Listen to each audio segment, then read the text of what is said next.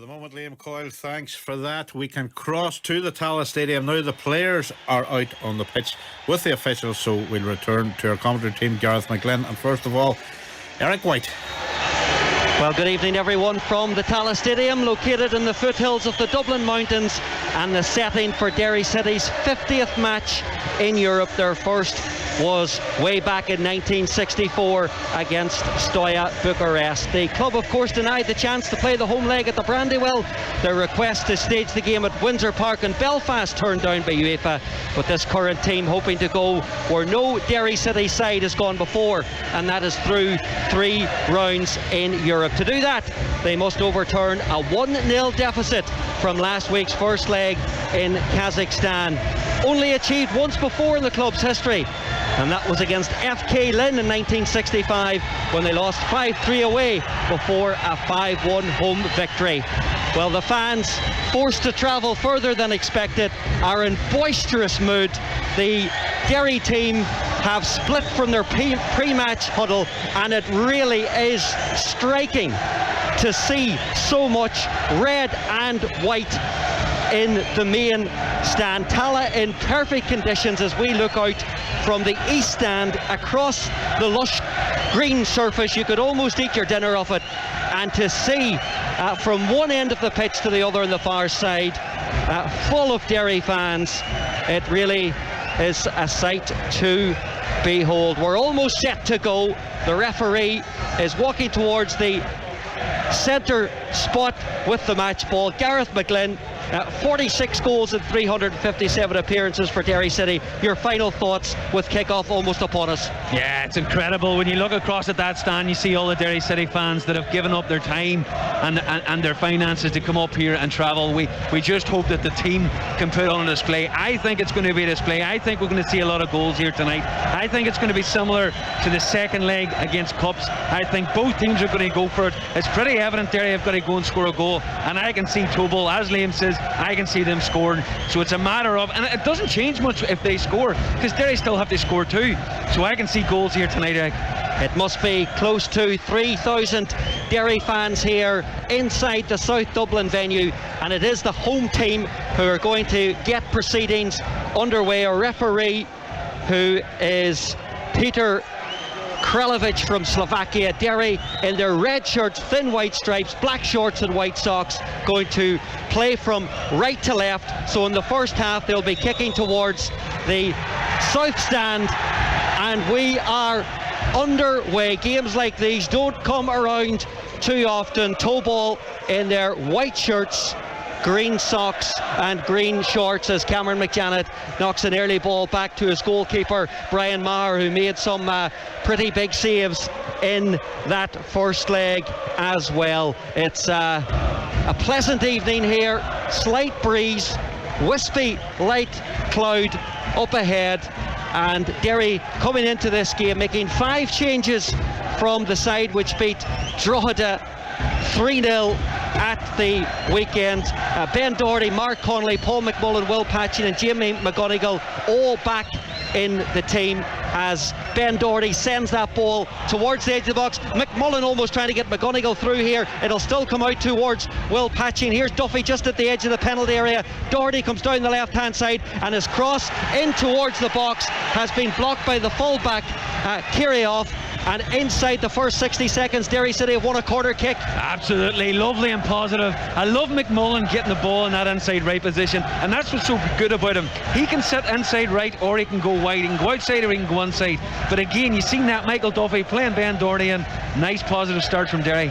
So Patching to deliver the first corner kick off the game to try and test Konovalov, the Russian goalkeeper, who looked a bit shaky in that first leg. It comes towards the back post. It's gone over the head of Cameron McJanet, who races after it towards the corner flag to keep it in play. Now it's with McMullen. He's darting his way inside the box. McMullen clips it towards the back post, and McGonigal heads it over the bar. Whoa, unbelievable. Brilliant start. Unbelievable McMullen, getting at the fullback, steps inside one, fakes to go outside the other, steps inside him and clips a beautiful ball. Jamie's seen it the whole way, and now granted it just come over the centre half's head, but he's got to be getting that on target. Even if he puts it down across the net and it pops out to another player, he's got to be hitting the target. Brilliant start by McMullen. First chance falling to Derry inside the opening 2 minutes. Jamie McGonigal, who of course scored here at Tala earlier in the season in one of the 2 meetings that they played here against Shamrock Rovers. They won the first one by 2-1. That was the goal that McGonigal got the winner in before they were back here in June, losing by 1-0. At Tobol, for the record, they've made 2 changes from the first leg in Kostany a week ago, with Ilic coming into the side in midfield and Ivanovic for Chesnikov. That's a change wide on the right. He's just hugging the touchline down below us. The bearded Ivanovic wearing number 70. So 3 minutes gone here. BBC Radio Foyle and on BBC Sounds bringing you live coverage of this Europa Conference League third qualifying round tie, with the winners to play Victoria Pilsen from the Czech. The home leg will be first for the winners of this tie.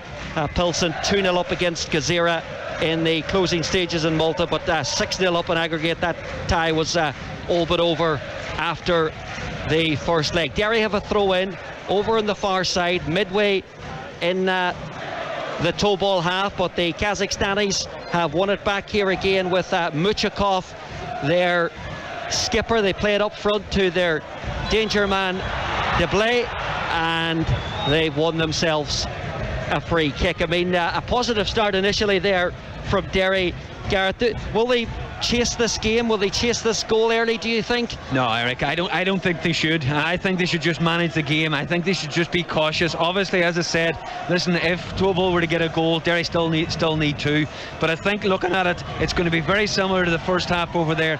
Both teams are just going to try and create a few chances, but I don't think Derry should chase it right off the bat. Now, they will be given opportunities throughout the game that they're going to have to take chances, and I just don't think they should do it for the first 20 minutes. Just to feel them out, because we don't know how these guys are going to react to the conditions, to the crowd, again to the travel, how they're going to. But they have started. They look comfortable. They have started well. So far in this year's competition, they beat Honka from Finland 2-1 at home, and then grinded out the required 0-0 draw in the away leg to go through 2-1 in aggregate. It was much more eventful against Basel. Remember last season's beaten semi-finalists from Switzerland, who they knocked out in the last round. They won 3-1 away and lost 2-1 at home to go through 4-3 on aggregate. Doesn't quite tell the full story of that game though, as Ivanovic has it down the right hand side. Basel had 2 players sent off in the first leg, meltdown for them, and they also had travel issues, which meant they only arrived in Kazakhstan on the morning of the return leg. There was also a contentious penalty in that game. It is full time now in Malta, so confirmation of that 2-0 win for Victoria Pilsen, and they await the winners of this tie in what would be the playoff round. Tobol, as the ball has gone out of play for a goal kick for Brian Maher to take. The new north stand, which is still under construction, towering over him in the distance as Deblay chests it down just outside the penalty area, but Derry can bring it away with Ronan Boyce, who's played in every minute of all the European ties so far, and he's battled hard to win that header. O'Reilly goes sliding in, and he wins possession for Derry, or retains possession for the Candy Stripes. Patchy now driving forward with it here towards Duffy, who had that super chance in the first leg. Plays it across. O'Reilly takes on the shot, didn't quite connect with it cleanly enough, and it drifts beyond the post of Konovalov. There's no doubt about it. Michael Duffy has the beating of this right back. Twice he's gone at him and twice he's got a cross on, but I have to say, Adam O'Reilly, he epitomises what Derry City need tonight. He's had 2 crunching tackles. The first one he got a stern talking to by the referee, didn't matter. 2 minutes later he goes on 50-50 in the middle of the park, wins the ball back, gives it to Patchin, and Patchin puts Duffy away. Patrick McAliddy, by the way, will have to wait a little bit longer for his 50th appearance in Europe. He will be used as an impact sub at some stage later on this evening, not selected in the starting 11 with that ongoing Achilles problem that he has, but we will see him for sure at some stage tonight. Here is Paul McMullen now towards Patching shifts the ball out here to Duffy goes for a dinking ball into the back post area, but kind of Baloff, all in yellow, is able to gather. I mean, he looked a bit shaky in the first leg, didn't he, Gareth? And I thought his distribution was suspect too, especially when Duffy should have capitalised that time late in the game and got an equalising goal. It was an incredible chance, Eric, and listen, and it was actually his throwing ability. He tried to throw it out to the centre half. He was sitting in the 18-yard box, and it was a mad decision. Not only that, he was under pressure, but he couldn't even do that. It was 18 yards away. All he's got to do is throw it out to him. He actually threw it to the Derry player, who then put Duffy in, and Duffy put it just wide. But yeah, he looks dodgy, there's no doubt about it, both with his feet and with his hands. But we need to get the ball wide, and that's why I thought Cian Kavanagh would start. I thought with McMullen on the right, Duffy on the left, and the keeper being so bad, I thought it would have been a good opportunity to put the big man in the box and get balls in on top of the keeper. I'm sure Duffy thought about that chance on the 10-12 hour flight home last Thursday night, but will not keep going on about it. He did, of course, score on Sunday in the 3-0 win against Drogheda United. That has moved Derry up into third in the Premier Division table, of course, 5 points behind Shamrock Rovers, and with a game in hand. Jordan McAniff and Jimmy McGonigal were the other goal scorers at the Brandywell on Sunday. Gareth, you thought you might require the sunglasses over on this side off the ground, but I think the low setting sun very shortly, I think, is going to disappear behind the Maldron Hotel over in the far side there, so we should be okay. Tobol meanwhile have a throw in just in front of the Derry technical area as the home fans continue to bring a vibrant atmosphere here on our side of the ground, which is the east stand. There's no spectators at all. It's completely vacant, apart from some of our other broadcast colleagues, including RTE just in front of us. Kenny Cunningham, the former Republic of Ireland international, on co-commentary duty, and he was telling us beforehand that he did come up against Andrei Kanchelskis a couple of times in his career, and the reason I mention Andrei Kanchelskis is because he is the general manager of Tobol, the former Manchester United winger, of course a key member of Alex Ferguson's first 2 Premier League winning sides, and he did reportedly actually apply for the Derry City job once back in about 2015. Long ball across here, trying to seek out Ben Doherty. The floodlights are on fully here now at Tallaght. McGonigal looks to release Duffy down the left hand side. We've played 10 minutes and it remains Derry City 0, Tobol 0, but we must of course crucially add that Tobol do lead 1-0 from the first leg as Ivanovic falls to the ground. Here's Diallo, what an impact he has played in Europe so far, saving his goals for Europe, that's for sure. He's scored in the second leg of both ties so far against Tórshavn and Coops. Derry have a free kick 10 yards inside the Tobol half. Of course, their first round success over Tórshavn ensured Derry came through a round for the first time since 2014, and then that dramatic triumph over Coops allowed Higgins to emulate Stephen Kenny's 2006 team, of which he was a part of. Ball has found McMullen at the back post, but has Rankeloff in with a sliding tackle and has gone through to the goalkeeper. But to win 3 is uncharted territory, and the referee is happy that Derry have won the ball back fairly over on the far side, despite the protests from the visiting dugout. Doherty sliding in there, wins the first ball, doesn't win the second ball, and here's Ivanovic now, the referee happy to let things run right now. Ivanovic slips the ball into midfield to Muchakov, who sidesteps O'Reilly there. Out wide now to their number 8, who is Deblay, their Ivorian front man. Derry have defended the situation. He scored twice in the leg against Basel, both penalties I think actually. as Doherty knocks it back towards Brian Maher. Yeah, Eric, just watching the first 12 minutes here. Muchikov, he is some player, their captain. He's picked the ball up a couple of times in that 10 position. He's nutmegged Adam O'Reilly and he's gone past Diallo. They need to keep an eye on him, and he seems to get on well. They seem to be in the same wavelength with Dembele. The both of them are a real danger. And then you put that with the left winger, and Derry need, especially in the defence, they need to be on their toes. Here's Patchy now in the midfield area. I think, has he got Duffy away down the left-hand side? Rogic is going to have to time his challenge. He bundles into Duffy, and the referee says that's a penalty. 13 minutes gone on the clock, and Derry have been awarded a penalty kick. Unbelievable pass by Will Patchy. He just saw Duffy take off. He put the ball inside the right back, and Duffy was away. But the centre half was so slow to get across. It looked as if he was in a travelator. He just didn't get there, and Duffy cruised there, and Duffy actually slowed down at the end. When he saw the defender coming, he just knocked it past him, and the centre half just ran into him and bundled him over. It was a clear penalty, and in fairness to the referee, he did take a split second just to make sure, and then pointed to the spot.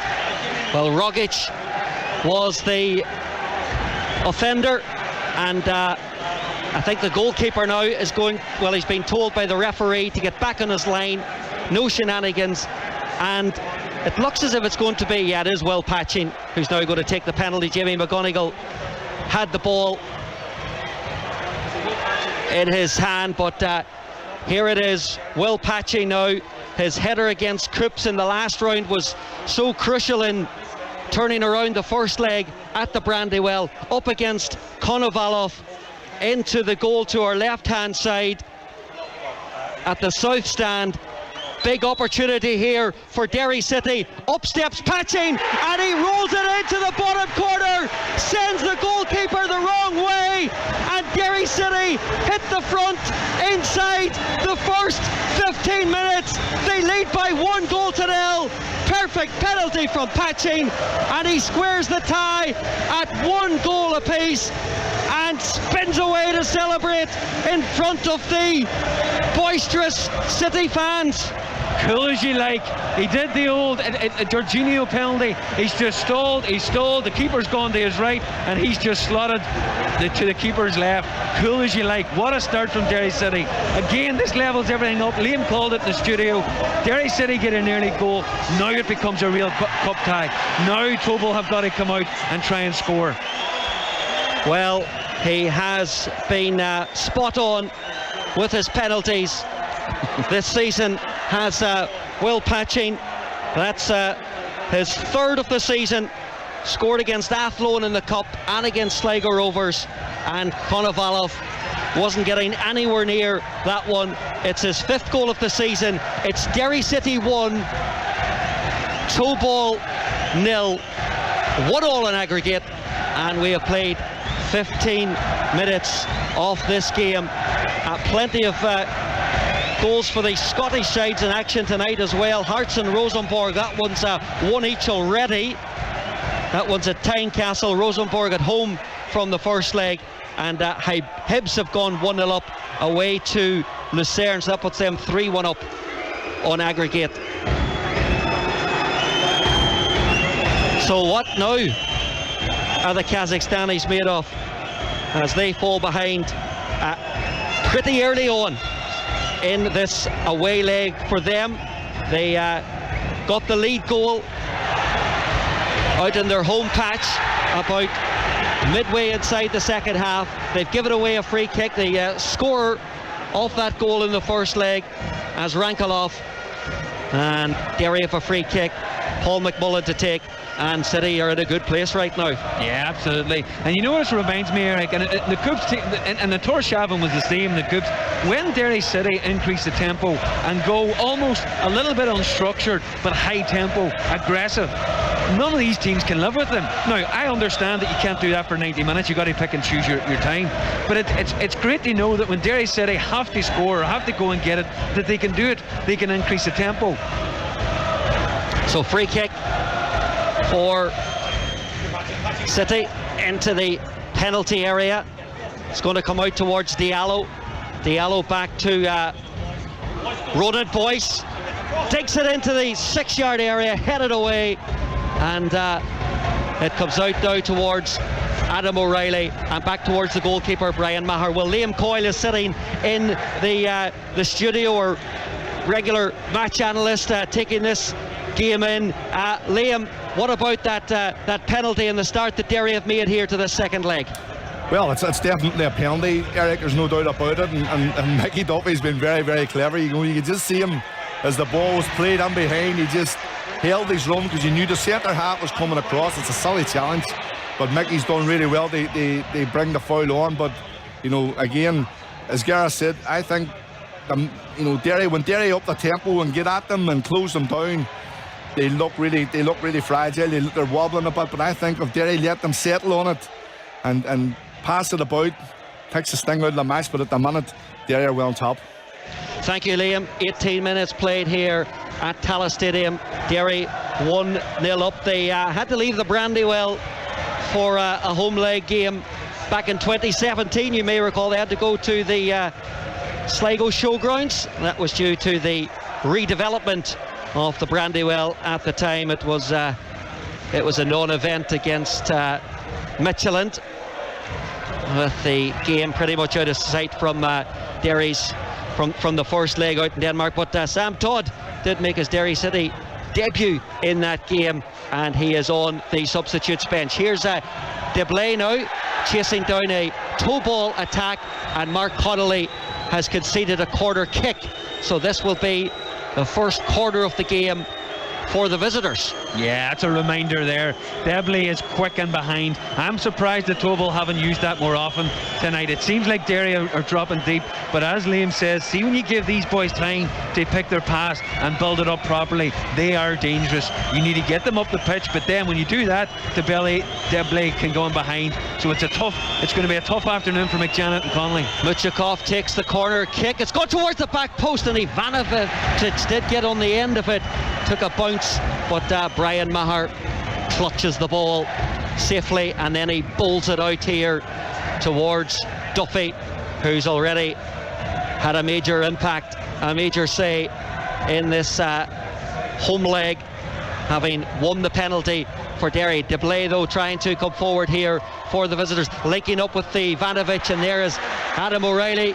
Well, he's short in stature, but he made sure he extended his leg there as much as he could to win that ball back just outside the penalty area, and McJanet's attempted clearance is blocked down, and it will be a throw in. Tobol have been part of the Kazakhstan Premier League since its foundation in 1992, league champions just twice, in 2010 and recently again in 2021. Not having an altogether great season this year. They are currently 7th in the table, 13 points off third place Astana, who occupy the final European qualifying spot. Derry with the ball over on the far side, just about 10 yards in the Tobol half, with Ronan Boyce, and 20 minutes has gone on the clock, and the Derry fans making plenty of noise over on the far side of the ground, with their team leading by a 1-0, courtesy of that Will Patching penalty, and it has brought the tie level pretty early on again. Here's Duffy now, spins inside from his man Kirillov, and then Sharon Bietov has come in and fouled the Galliaman, so that will be a free kick, and Cameron McJanet has the ball at his feet. Yeah, Kirillov having a nibble at Michael Duffy. I think he's fed up already. We're only 20 minutes in. He's fed up with Michael Duffy going past him. Kirillov, you see there, and Tobol, every defender does it. They get them at the halfway line and they say, you know what, I'm going to have a nibble here, and it's not going to cost me team much. And he's just nibbled at Michael Duffy. The referee's kind of acknowledged that he's seen it, but anywhere else in the pitch, and that could have been a yellow card. Well, the weather has taken a bit of a nasty turn. It's starting to rain here now at Tallaght. The visitors trying to find some space in behind Ben Doherty, with the ball targeted for Ivanovic, but Maher was well outside his penalty area to come and deal with it, and Illich now just sprays a pass over to Azrankulov over on the left hand side, and it's Vukadinovic. The ball is run out of play, waiting for somebody to make a decision here. It's Tobol who have it. Vukadinovic just outside the penalty area, rolls it infield here to Illich, clips it in towards the penalty area. Ben Doherty is underneath it to head it away. We've reached the midpoint of the first half. 1-0 to City here on BBC Radio Foyle, and BBC Sounds also available on the BBC Sport NI website. Sharon Bietov just turning, looking to find a pass in towards that penalty area, but Derry in control, and now they slip it through in towards Diallo. It's sort of 3 against 3 here at the moment. Diallo, he's got McGonigal over to his right hand side. He elects to play it towards McGonigal, who then looks for the switch back across to Duffy. It's a poor ball from Jimmy McGonigal, and Tobol will bring it away. Eric, I am a massive Diallo fan, but how does he not pass that ball to Michael Duffy? Michael Duffy has gone past the right back 3 times. He's got the right back one-on-one. All he's got to do is pass it to Michael Duffy and take his man as far away from the ball as possible. Give him one-on-one. He's inside the box. You back him every day of the week. That's a shocking decision. He passed it out to Jimmy McGonigal. Jimmy McGonigal's not that type of player, one-on-one, to go past people. The Tobol head coach Milic Kurcic, that's not his first meeting with Derry City. He appointed to this particular job in January, but he was part of the Shakhtar Sologorsk management team that knocked Derry out back in 2014 in Belarus, and he's watched his side lose their 1-goal advantage pretty early on here at Tala. Remember, they took a lead from Finland in the first qualifying round, or from their home leg to Finland in the first qualifying round. Were able to see out a 0-0 draw on that occasion. Maybe they fancied themselves doing something similar here this evening, but they've conceded that penalty to Duffy, who this time has not been fouled, as Ivanovic brings it away, and now it's Muchakov, their 34-year-old midfielder, forward for Deblay, who's just a year younger. And Maher has the ball at his feet. Cameron McJanet with the captain's armband, of course, with Patrick McElhinney on the bench. The 2 McElhinneys among the substitutes, as Cameron McJanet is fouled inside his own half, and that will be a free kick for Derry. Qualified for Europe this year after finishing second in the league last season, and won the FAI Cup as well, not all that far from here at the Aviva Stadium. Just so regrettable, isn't it, really, that they've just had to leave their Brandywell home, which doesn't meet UEFA stadium requirements for this stage of the competition. Here is Duffy going towards the corner flag. He's going to try and win a corner out of this off the number 24 Kirioff, but it will be a throw-in that he will have to settle for, and Doherty, the left back, will come forward to take it. 25 minutes played in this first half. Derry 1-0 in front. And there are some Derry fans that are located in the south stand behind the goal, as they make nothing off that throw-in. You were actually making the point, Gareth, in your new column in the Derry News. That's the only plug you're getting, by the way. But that Derry are better playing here at Tala than Windsor Park because they're more familiar to coming to Tala. Absolutely. If you think about the whole organisation of the fixture, so you look from a board point of view, a chairman point of view, a senior management point of view, and the management team and the players, everything is familiar. When you leave the Derry, where you're stopping, where you're staying, when you're eating, everything is easier. Then you bring it into the stadium. You've played here twice already this year. You've won one of the games and you played really well in the second game, so you're comfortable in that sense. You don't want to be going up to Windsor Park where you haven't played in ages. Most of the players have never played there. Derry attack here. McGonigal put through by O'Reilly, forced a bit wide, tees it up for Duffy, right foot, rasping effort from Michael Duffy, but it was always bending outwards and just goes the wrong side off the post. Yeah, Eric, he just had it on the outside of his foot. Had that been in the inside of the foot, the keeper wasn't getting there. The keeper dove after the ball went past the post. He wasn't getting there anyway, but it was very unlucky. But brilliant run by Jimmy in behind, and then he set Michael Duffy up well. There's no doubt about it. Michael Duffy and Adam O'Reilly have been the two standout players in the first 25 minutes. Michael Duffy has 3 European goals for Derry City, which puts him 1 behind Rory Patterson, who's also here working tonight for RTE. Ivanovic on the halfway line here on the right hand side. Back to Kayirov, and now it's with their number 14, who is Sharon Pietov. He's just dropping back.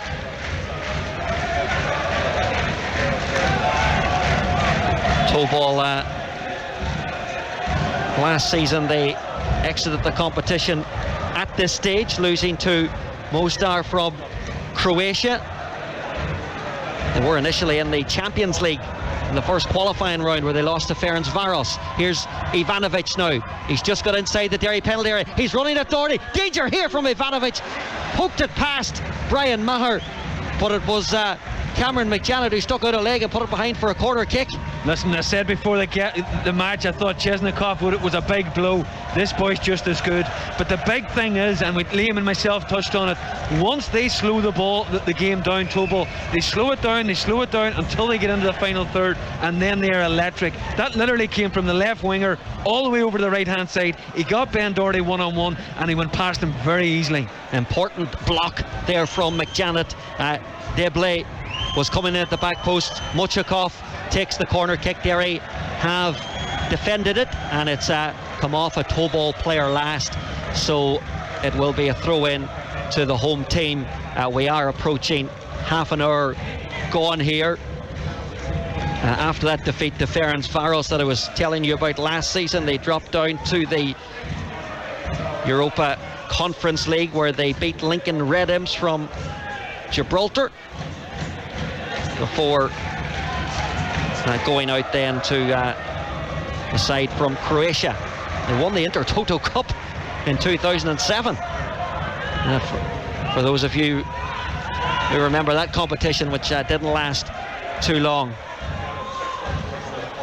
Ball now reaches Boyce over on the far side. McMullen goes scampering after it, but tidy piece of defending from Milatovic, their Serbian centre half, and they have the ball inside their own box. Not the greatest of clearances. Ben Doherty dives, stoops low, diving header, puts it out for a throw out just down in front of us. Ben Doherty making his 90th Derry City appearance here this evening across 2 spells. 26-year-old. Played a pretty big role in Korean adventures in Europe a couple of years ago against Maribor and Motherwell, where his penalties proved pretty crucial. Ball up to McJanet. He sort of had a missed kick at that. We'll not talk about penalties just yet, although it is from a penalty that Derry have got themselves level here in this tie as we pass the half-hour mark. 1-0 they lead on this Thursday evening here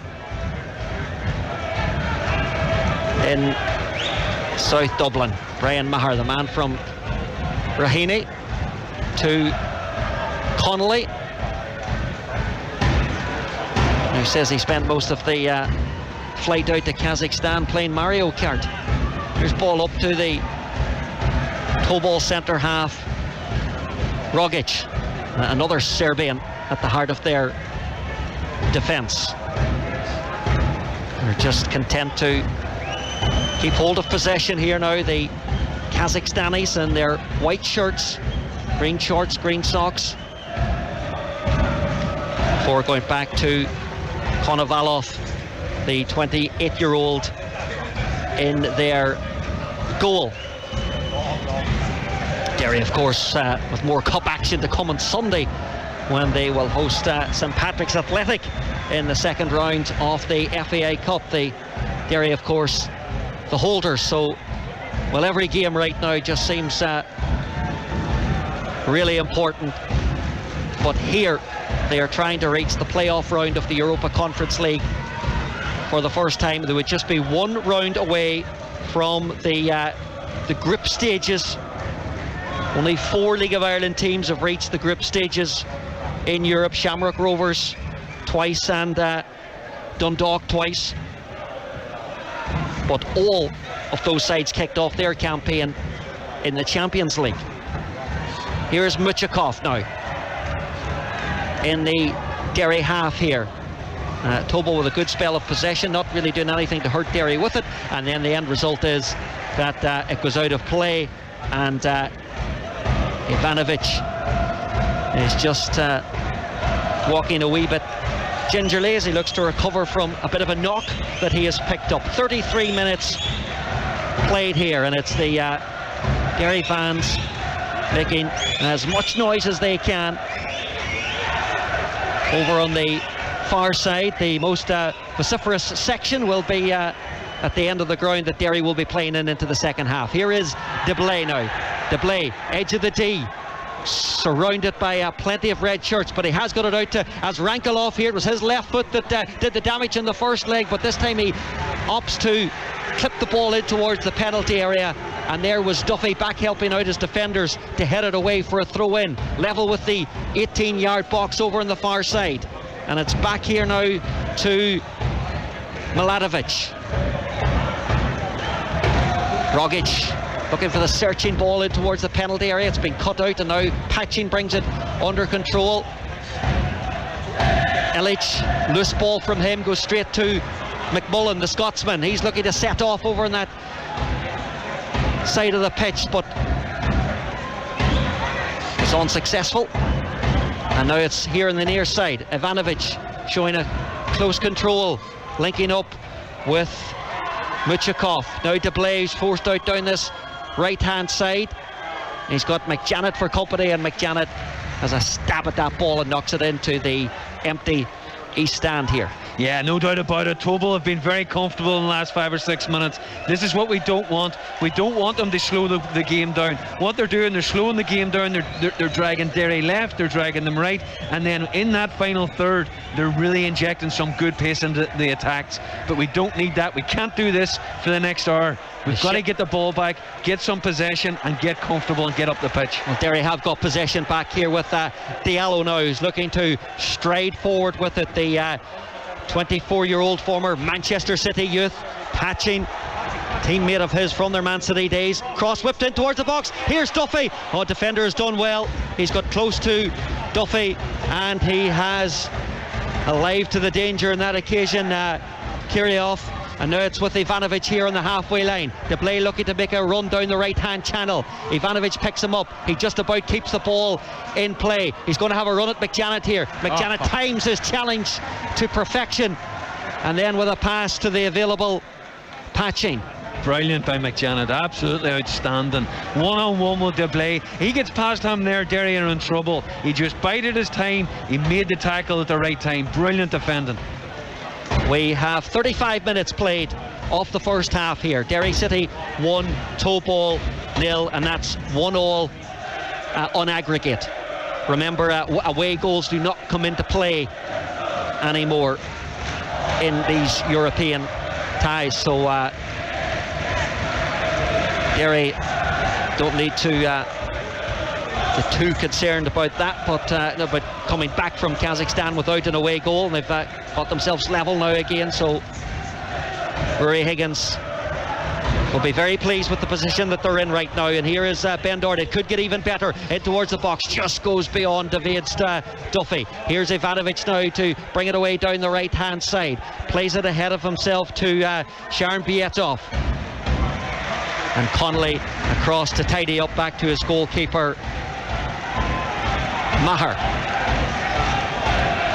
Patching to McMullen on the halfway line, looking to get McGonigal in. He's inside the box. Jimmy McGonigal still trying to go, and eventually he loses control of the ball, and the Tobol defenders deal with the situation. Yeah, I love it. Patchin just picks the ball up in the middle of the park, and again he finds McMullen that inside right position, and he's playing that position all night, and nobody is going in. The left back doesn't want to go in there, the left winger doesn't want to go in there, and the two centre midfielders don't want to pick him up. So he's picking up that position, and once he gets it, we know what he's like. He just as direct as anything. But in that instance, the defenders came to meet him, and then he just put it in behind for Jamie. Now Jamie, I thought was going to take a shot on his right, but he chopped in beautifully. It looked as if he was just going to place it with his left foot, and in fairness to the defender, he got back and got a tackle in. But I have to say, that left hand side of Tobol, the left back and the left hand centre half are very, very good. They're quick, they're athletic, and they don't give much up, and it's the complete opposite on this right hand side. The Rogic boy, the four who's right of the centre halves, he is not good. Derry are just leaving him on it, and he's kicking it out of play and he's giving it away, and the right back Michael Duffy has got him on toast. Well, Connolly was fouled for off the ball for a Derry free, and the Monaghan man looks to send this one down the line, but well, he's put a bit of polish on his boots as he sliced that one, and it's gone out for a throw-in. What have we left here for this first half? A little under 7 minutes to go in this second leg tie. Mentioned Derry's cup game against St Patrick's Athletic on Sunday. They're next due in league action back here in Dublin against Bohemians. The exact scheduling of that league game will obviously depend on whether Derry advance into the playoff round here or not. Duffy has won the throw-in off the fullback, which Ben Doherty is going to come forward to take. 6 minutes of the first half here on Radio Foyle to play.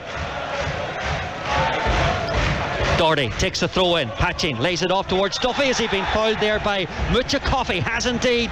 Free kick for Derry, pretty central area, and possibilities here perhaps. Yeah, brilliant by Duffy as well. I've called it 40 minutes and Michael Duffy has done everything that you could ask of him in this 40 minutes. He's won a brilliant free kick. Patchin's just asking for it to be moved forward. If anybody saw the Messi goal for Miami or Inter Miami recently, he got the ball and he moved it forward 3 or 4 yards. We need Patchin to do that now, because from here it's at a bad angle and it's just a wee bit too far out.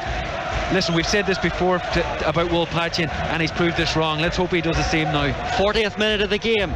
Derry have a free kick. We've seen Patchin test Conavolov with one in the first half that the goalkeeper was less than convincing about. Patchin's going for goal again, and this one is well dealt with, sufficiently dealt with by Conavolov, as you would expect him to do so there. Patchin not really going to trouble him with that particular effort. So we have less than 5 of the first half to go, and Tobol bringing the ball out from the back, play it forward here towards their skipper. Now up to Deblay to Ivanovic, shows too much of that to Ben Doherty. Ben Doherty's pass goes in towards the central area, but that's a terrific ball from Illich right over that left hand side. Superbly timed challenge though from the Ramelton man at right back, Ronan Boyce, and Illich has got another sliding tackle in there on McMullen, so it's going to be a throw in for Derry. 4 minutes off the first half here to go. The throw in being taken pretty close to the tunnel, with the dressing rooms beneath the bandstand over on that side of the ground. Referee's whistle sound, so free kick it's going to be for Derry, as the visiting manager out there at the edge of his technical area, all in black, and then those white runners as he walks over and back from the technical area, across the technical area. Doherty now to Diallo here. McJannis going to have to go back to his goalkeeper Maher with this one. The winners of this tie will be going to the Czech Republic in the next round. Rogic with the header towards the halfway line. Sharnbietov. Here is Elic, centre circle. The player, the midfielder, with 2 league goals this season from Bosnia and Herzegovina. But Derry with the ball at their feet. The goal scorer, Will Patching. What's he going to do here? Patching rolls it across, look for McMullen. The pass wasn't right, and as Rankelov clears it up to the front line, McJanet's header just goes to Ivanovic. DeBlay is looking to peel off towards the right hand side. Now he's making a central run, DeBlay, and McJanet comes across and makes amends, and then Ivanovic then tries a spectacular acrobatic effort, which is well over the crossbar. Yeah, brilliant by McJanet again. The belly, you could see him, Ivanovic, he was looking for him the whole time. He just never got away from McJanet. McJanet stuck to his guns, and then at that crucial time again, he just got a foot in, because that was a dangerous opportunity. That was the first time that Tobol have got 3-on-3 at the back with Derry. Liam Coyle's back on a Radio Foyle studio with Desi. We'll be getting his half-time analysis as well. There's about 2 minutes here to go. Derry, as it stands, are going to take a 1-goal lead into that break.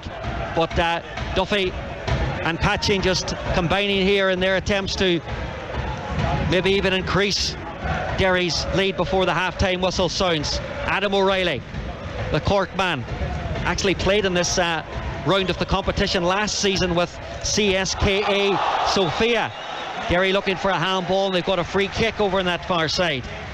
O'Reilly was suspended for the first 2 legs of this European run.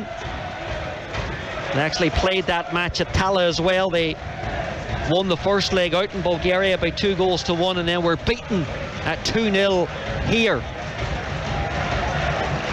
Free kick as we move into the 45th minute of the first half. Rory Higgins watches on. Ben Doherty with his left boot now to take the free kick, headed away by the Tobol defence. Now it comes towards Mark Connolly, looking to spin inside the box there, but eventually crowded out. Now it's with Diallo to Jimmy McGonigal as he got a quarter out of it. He has indeed.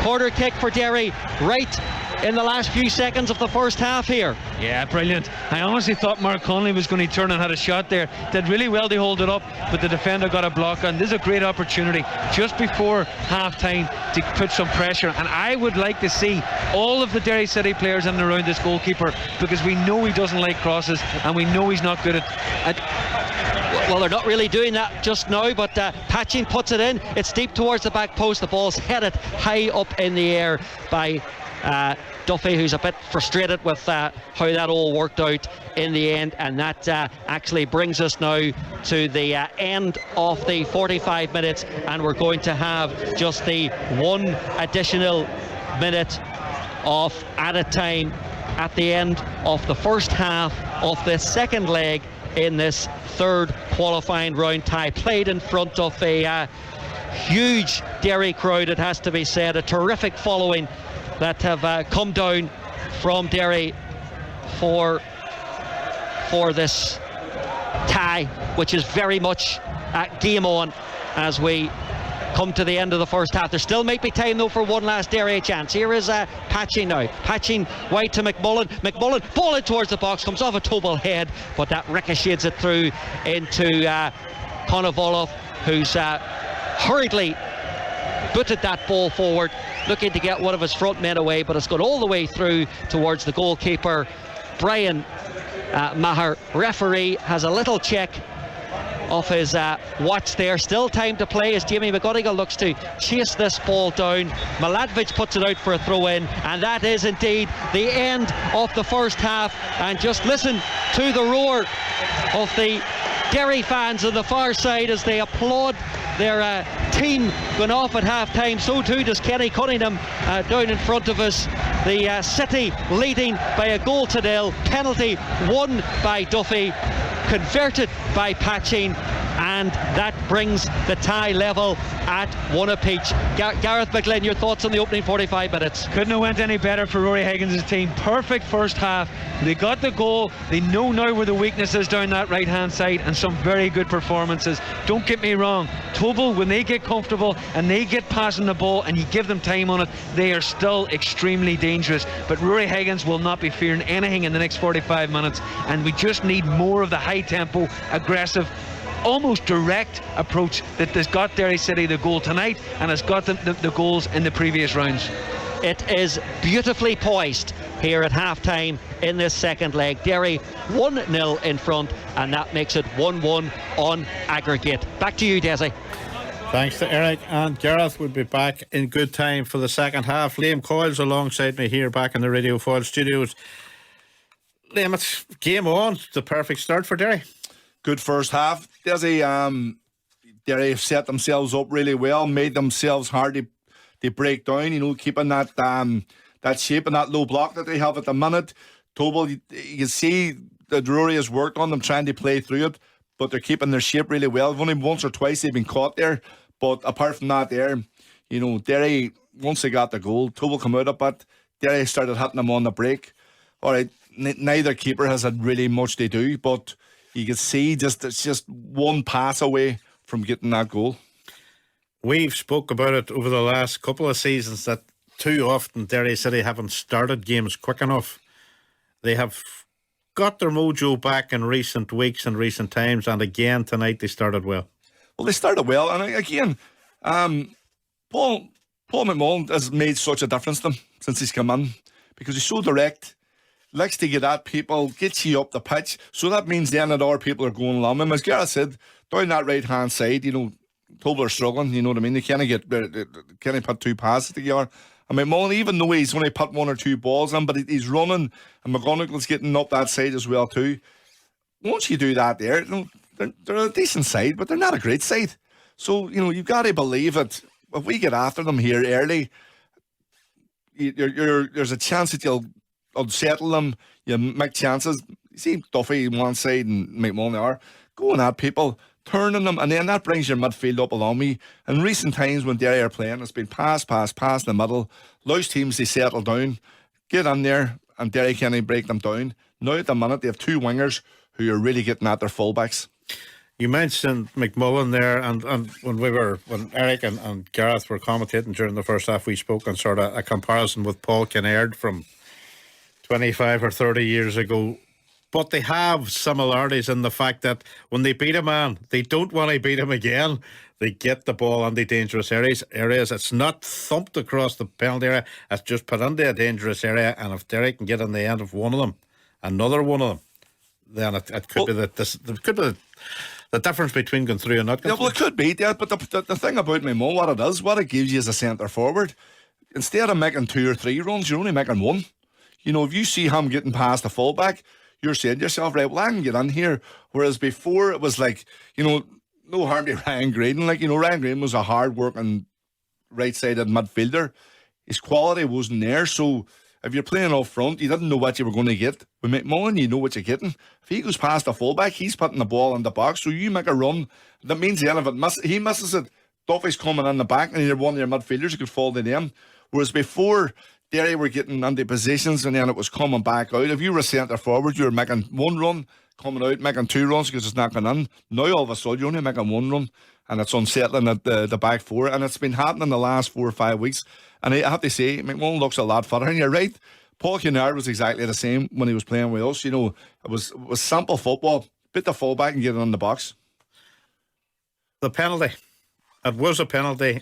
The referee was seen enough of it, but Mickey Duffy was clever. Oh, Duffy's seen the centre half coming on, and you can just see as Mickey's going down, you know, he sees him coming across, and he just checks a wee bit.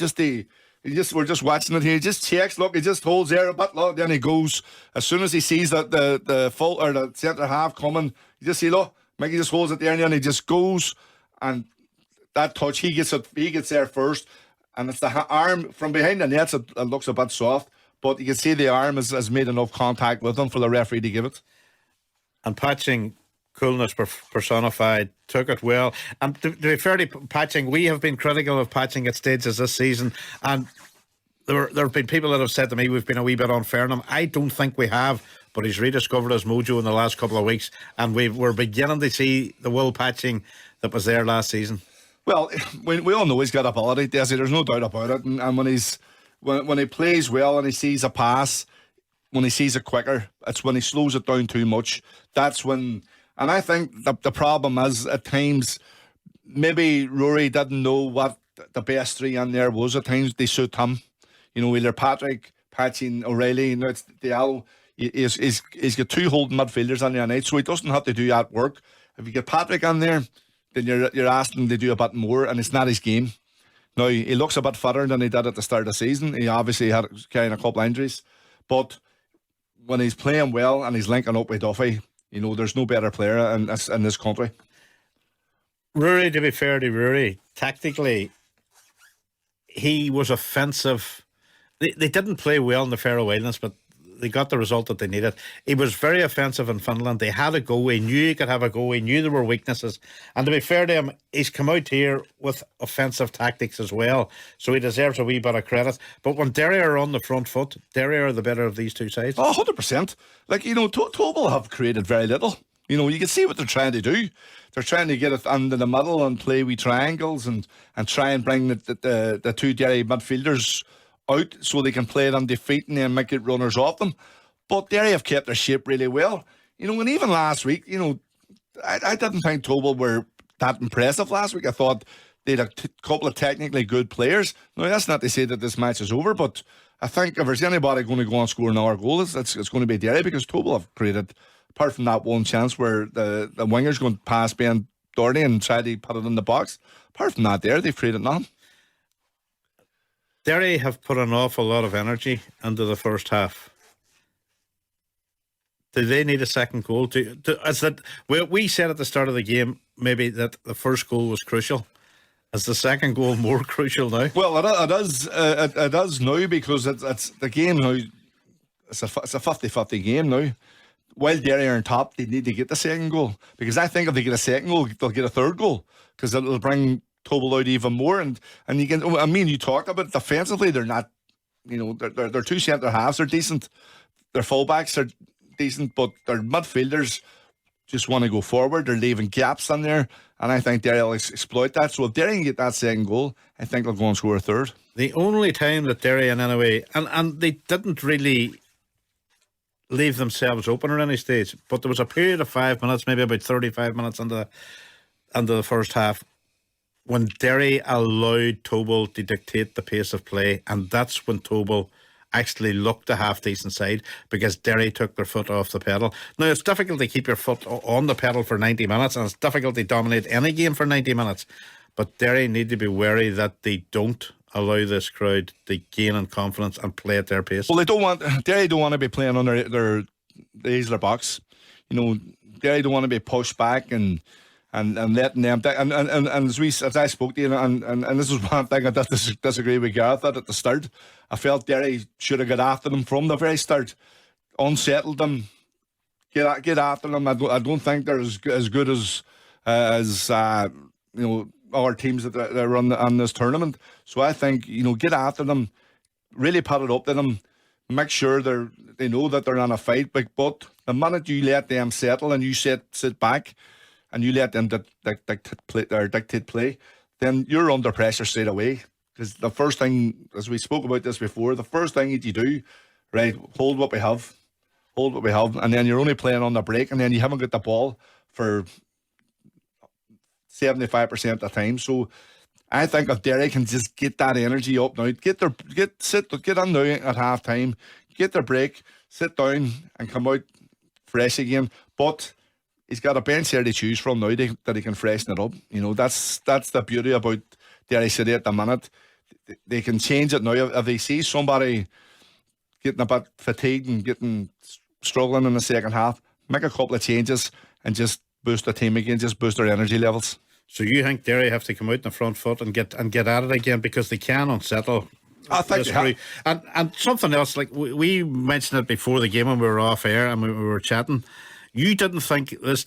I think last week they might have had 7 yellow cards or something around that, but you didn't think they were overly physical. It's more niggly, silly tackles that they're not a big physical side. I was chatting to Paddy McLaughlin the other day about it, and Paddy said to them, well, because you were expecting them, he said they weren't overly physical. He said they weren't overly physical, which we were surprised at. He said, but technically they had 3 or 4 really good players on the ball, and then he said their defenders would have came and won the challenges and got them up the pitch. Whereas the middle of the field, he felt that Derry were more than a match for them physically and there, like, you know what I mean? So you look at the many fouls they've given away, you know, and it's not bad fouls, it's not thing, it's just lit tackles and giving the ball away and then trying to get it back again. And Derry just haven't made enough of it, because Derry have had a lot of balls around the box where they just haven't tested the keeper. And we were surprised maybe that Patrick McElhinney didn't start the game, but Patrick McElhinney is still there to influence the game. If Rory needs him off the bench, we probably will see him maybe with 20 minutes remaining. But would you change anything at the minute if you were Rory Higgins? No, I wouldn't change anything just now. I would give it 10-15 minutes to see how it's going.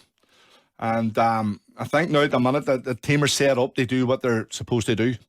I think, as you say, we have an hour to go. You could bring on Kavanagh, you could bring on Patrick Dummigan, you know what I mean? You could bring on players that will give you that. Without weakening the team, it'll still be solid, but you'll have that bit more quality. I just think O'Reilly and Diallo, while they're working extremely hard, they don't give you that quality that Dummigan and McElhinney do. And maybe Rory's waiting to see, maybe he's expecting a bit of a onslaught here in the first 15 minutes from Tobol. Like, let's not forget about it. It's still 1 each here. You know, there's still, you know, both sides will be saying, right, it's only half time in this game now. This game's here to be won, so don't be giving nothing away in the first 10-15 minutes. Gareth mentioned as well, having watched the game last week, that they believe that the keeper is weak on cross balls, and it might be an opportunity. And while he's not technically the greatest centre forward that Derry City have ever had, Cian Kavanagh can be a nuisance if he can get himself in there, and that may be an option that Derry exploit, because Jamie McGonigal has found it difficult in the first half. Well, one thing about Jamie is he's a willing runner. Do you know what I mean? He'll run on behind and he'll give you that there. When you're struggling to get out, he can put the ball on behind, and he's got the pace to get on behind. Sometimes he lacks the quality. They link up the play. And because he's got on a few times and he's picked the wrong pass, whereas you can throw Kavanagh on, big battering ram, 1 free kicks for you, get you up the field, you know, because it will get a bit. In the second half, you expect Tobol they put a bit more energy and a bit more tempo into their play. So but then that's what I'm saying. The first 10-15 minutes, Rory will have a better idea of what way he wants to go. Then after that. So what will Rory Higgins' message be to the Derry City players in there now? Oh, his message now will be, don't be giving anything away. Do not be giving anything away. Keep this going. The longer this goes on, the more it'll suit Derry rather than Tobol, because by the looks of things, the travelling has affected them a bit, because they're very sluggish on it at the minute. You hope they'll be hoping their legs, they can get that out of their legs very quickly. But at the minute, Rory's message was, don't give nothing away, because if we give something away here now, we're chasing it again. Keep it tight, because there'll be more chances. Liam Coyle, for the moment, thanks for that. And we'll find out if Rory Higgins has made any changes, and indeed if he will keep it tight, because the players are coming back out for the second half at the Tallaght Stadium. So we'll return there now to Gareth McGlynn and Eric White. Thank you, Desi. Welcome back. Well, I can tell you no changes to report on either side at half-time. Tobol first back out after the break. Derry now on the pitch as well, and we're almost set to go for the second half. There was a shower of rain during that first 45 minutes, but that has cleared, and so far so good for the Candy Stripes, who will defend the goal away to our left in this second half. Tobol in their white shirts, green shorts and green socks will get the second half underway with the blast of the Slovakian referee's whistle. We are up and running again here as things stand, and there's a long way to go of course in this match, but extra time would be required if there are no further goals. But Derry with the 1-0 advantage. That first half penalty from Will Patching, the difference here in the night, cancelling out Tobol's goal in Kazakhstan a week ago. They had one moment themselves, the visitors, but a brilliant clearance from the leg of McJanet kept Derry in front. Interesting discussion there at half time, Gareth. In terms of Tobol, do you expect to see much change from them now in the second half? No, but what do you expect might they change? I definitely think that from their Serbian manager they got a few red ears in there, because granted in the first half they created a couple of half chances, but they never really laid a glove on Derry. They had a bit of possession, but when they got into the final third, bar that one time where Ivanovic got past Ben Doherty and McJanet just put it just wide, they didn't really create much. They threatened a little bit, but you've got to be creating more than that. And Derry City, in fairness, they got into some really good positions and created a couple of chances, but it's set up perfectly. I mean, I don't see them doing anything different. I don't see Derry doing anything different. But what you've got to understand now is, when do Derry play their hand? When do they play the Patrick McElhinney hand? When does he get his 50th appearance? Because we have seen over the last 3 or 4 weeks trying to manage this Achilles, it's almost worked in Ray Higgins' as advantage. Patrick McElhinney has a huge effect on this football club, the football team, in a match day. He improves everybody by 5-10%, and that's what we'll be hoping again for tonight. Well, let's just run you down the two team lineups as Derry have a throw in midway inside the Tobol half. Derry with a back four of Boyce, Connolly, McJanet and Doherty in front of Maher, Diallo, Patchin, O'Reilly, McMullen, Duffy and McGonigal. And for the visitors, it's Konovalov in goal, Kiryov, Rogic, Milatovic as Rankalov. In midfield, Sharmbietov, Muchikov and Ilic. And then their front three, Ivanovic, Vukadinovic and Deblay. And that Tobol team showing two changes from last Thursday's first leg. The one for Derry, the manager Rory Higgins opting for Jimmy McGonigal ahead of Cian Kavanagh. Here's Duffy, light on his feet as ever, ball in towards his box over the head though of Jimmy McGonigal. Not the measure of the cross that we would expect from the talent of Michael Duffy, and the ball drifts out for a goal kick.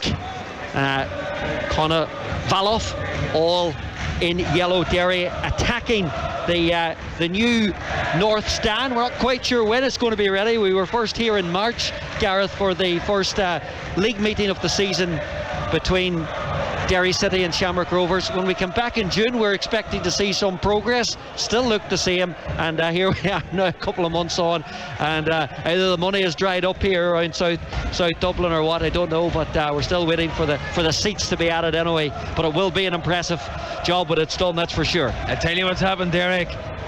They thought they were going to qualify for the group stages of the Europa Conference, and it just did not happen. So they said, right, so the urgency budget was taken out of it. That 1.2 million that we had budgeted to get from the Europa Conference League, let's halt all construction at the current costs. And it hasn't, but as you say, it's going to be spectacular when it's finished.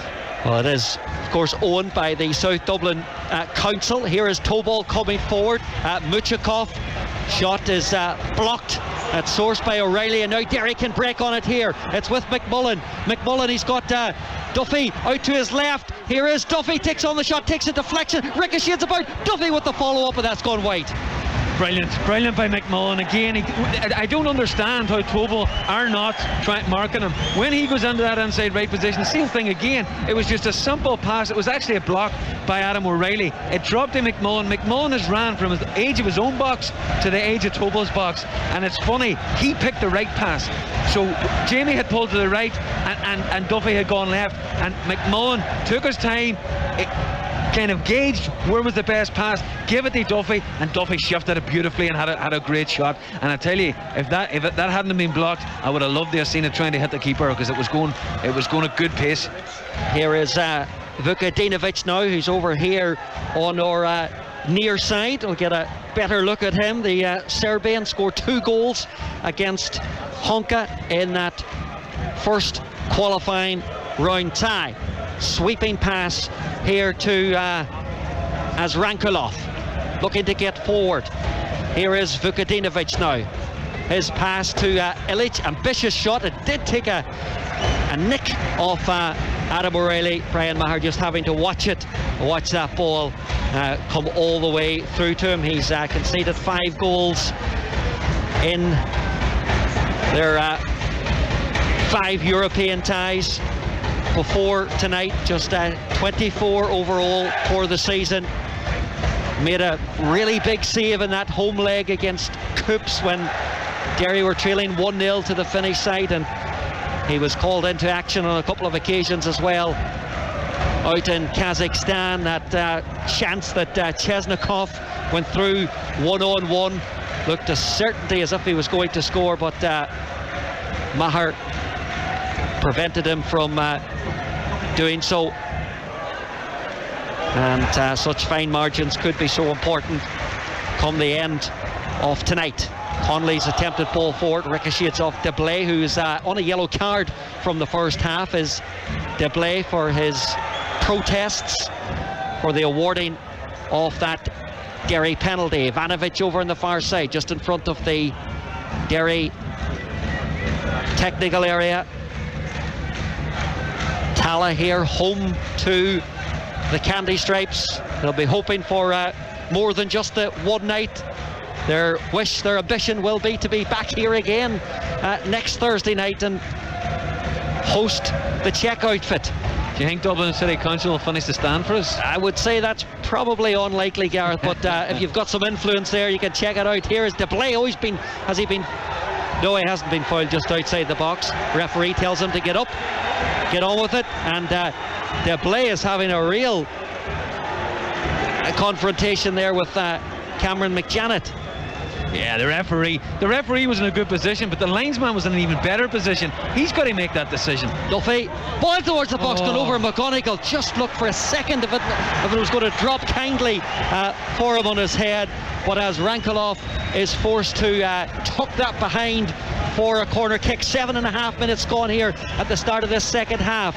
Derry 1-0 up, that's 1-1 in aggregate, and they've got a corner kick, and Ben Doherty coming across to take it. The floodlights here in Tala growing ever brighter now as the skies start to darken, and Doherty will take the corner kick. Plenty of red shirts in the Tobol penalty area. Doherty sends it in, keeper comes, he gets a hand to it, comes out towards McGonigal, he makes a block. I think it was the goalkeeper that got the block. McGonigal releases it back out towards Ben Doherty, he plays it towards McMullen, looking to skip past one or two of the Kazakhstani players. Diallo back in towards McMullen, across the 6-yard box, headed away. Was that a hand off the arm of Conley? It was indeed, frustratingly so. Referee gives a free kick. Yeah, just bounced up to the big centre half. It must have took a skid off the surface, because usually his control, but again we saw it in the first leg, and then the second leg. It's a simple corner, it's a simple catch. There's actually nobody near the goalkeeper. He's come out, he's flapped at the ball, and it's dropped beautifully for Jamie. In fairness to the goalkeeper, he saved the shot then from Jamie, but he needs to be tested more. We've got to get the ball in and around him, and that's another thing. I kept talking about the Patrick McElhinney trump card. You've got the Cian Kavanagh card there as well. Cian Kavanagh, especially against the two centre halves, we've got to get balls into the box when he comes on. Derry in such good form now. Of course, if you go back to their defeat here to Shamrock Rovers at the end of June, well, their only other loss, they've only lost once in 9 games since that, and that was the match away in Tobol last Thursday. And they've put themselves right in contention, of course, to challenge Shamrock Rovers for the league title. 5 points behind them, but they have a game in hand, which is away to UCD, as Muchakov there has a pull at the shirt of Cameron McJanet, or a bit of a push and a pull, and the referee with the easy decision to make to give the Derry free kick and put an end to that Tobol attack. And the visitors have sent 5 of their substitutes, which I think is probably the maximum that you're allowed out at any one time, to warm up down that side of the pitch in front of the main stand. Here they have it now towards their number 21, Vukadinovic. Ivanovic chasing after that one. I don't think, well, he has managed it from going out for a goal kick, but it will be a throw in. I wonder if they've considered registering Andrei Kanchelskis. I'm pretty sure he could still do a job for this this Tobol team. Their general manager, who we understand is here tonight. He is inside Tala for this occasion, and the Derry fans now on their feet, full of red and white over on that far side. Brilliant sight, and their team doing them proud so far. But here is Tobol now inside the box, in towards the area, ball teed up, and then the shot from Ivanovic has just gone wide. Well, Brian Maher was worried there for a second. It was a quick move from the visiting team inside that Derry penalty area, laid off eventually into the path of Ivanovic, but he just couldn't wrap his foot around it enough for it to go inside that post, and Derry can breathe a sigh of relief. Yeah, that's half a chance, Eric. Tobel's done really well. It's the first time that he's got free in the box where he's able to do his thing. Once he gets in the box, it can be very tricky. He's just made half a yard, he's picked out the left winger, and then he's laid pure, and that's Ivanovic's strong foot as well. I was expecting him to go with his laces, but he's opened up his foot and he's tried to curl it into the far post, and he's just got it too wrong. It just never came back in round the post. 57 minutes on the clock. 1-0 Derry lead. McMullen comes inside. He just showed a little bit too much of that to Muchakov though. And here is Ilic now, and he's trying to get Ivanovic away down the right hand side. I think Ben Doherty's in control of the situation though. He's just deciding what he's going to do. Does he go back to the goalkeeper? Does he put it out of play for a throw in? He got caught in between the two because he then lost his footing, and it's gone out for a throw in for the away side. And it's quickly onto it there is O'Reilly, and Patching bundled to the ground. Free kick. Home fans want a card. They do have a free kick. Yeah, brilliant by O'Reilly as well. He read the danger very well. He's played really well in the first half, and he started the second half well as well. He's so important to this Derry team because he's the energy, he's the tenacious one that needs to go, and once he gets the tempo up, everybody else goes with him. It's almost infectious when he goes. Hearts are 2-1 up against Rosenborg, so that tie is level. Here is Patchin. He's thinking about the shot here, is he? On his right foot, it's blocked. Derry, of course, the sole representative of the League of Ireland, and indeed the Irish League, just the only Irish club still standing in European competition. Diallo. Now quickly onto it there was Rogic, and here is Ilic. Hibs are drawing one each in Switzerland, but that will be enough to put them through. I think Aston Villa join the competition in the next round, in the playoff round. That's the first of the English clubs. Ball's out here to the left hand side now as Rankelov coming forward. We seen what he could do with his left foot in that first leg, that thumping strike that give them the goal lead, but he hasn't really got into those attacking areas around the penalty area so far in this game, and they switch it over to the right hand side, trying to go in behind the Derry defence. Brian Maher, well, what's he's been fouled there as he came to claim that ball, and I think both Maher and the Kazakhstani player are both down hurt. They both, it was a high jump into the high leap into the air for both players, and I would say Maher in particular looks as if he's landed fairly awkwardly. Eric, I don't understand what the striker's doing. It's pretty evident that the goalkeeper's going to get it, but he's just continued his run, and when Maher's gone up to collect the ball, now granted Maher only went up with one hand, it was quite casual the way he was trying to collect the ball, but the strikers just ran into him, and then of course you've seen it so many times, when the other player's on the ground, then the goalkeeper, the defender, just rolls over their back and lands on their neck. very, very dangerous. But I have to say, Eric, I have been massively disappointed in the 21, Vakanovic. He has looked as if, I mean, I talked about time zones at the first half. I don't know what time zone he's on. He hasn't kicked the ball, he hasn't looked for the ball. I'll be very surprised if he lasts another 5 or 10 minutes, because he was extremely good in the first leg. He was a big threat against Ronan Boyce, but Ronan Boyce has done well on him tonight, but the player himself, he just doesn't look interested.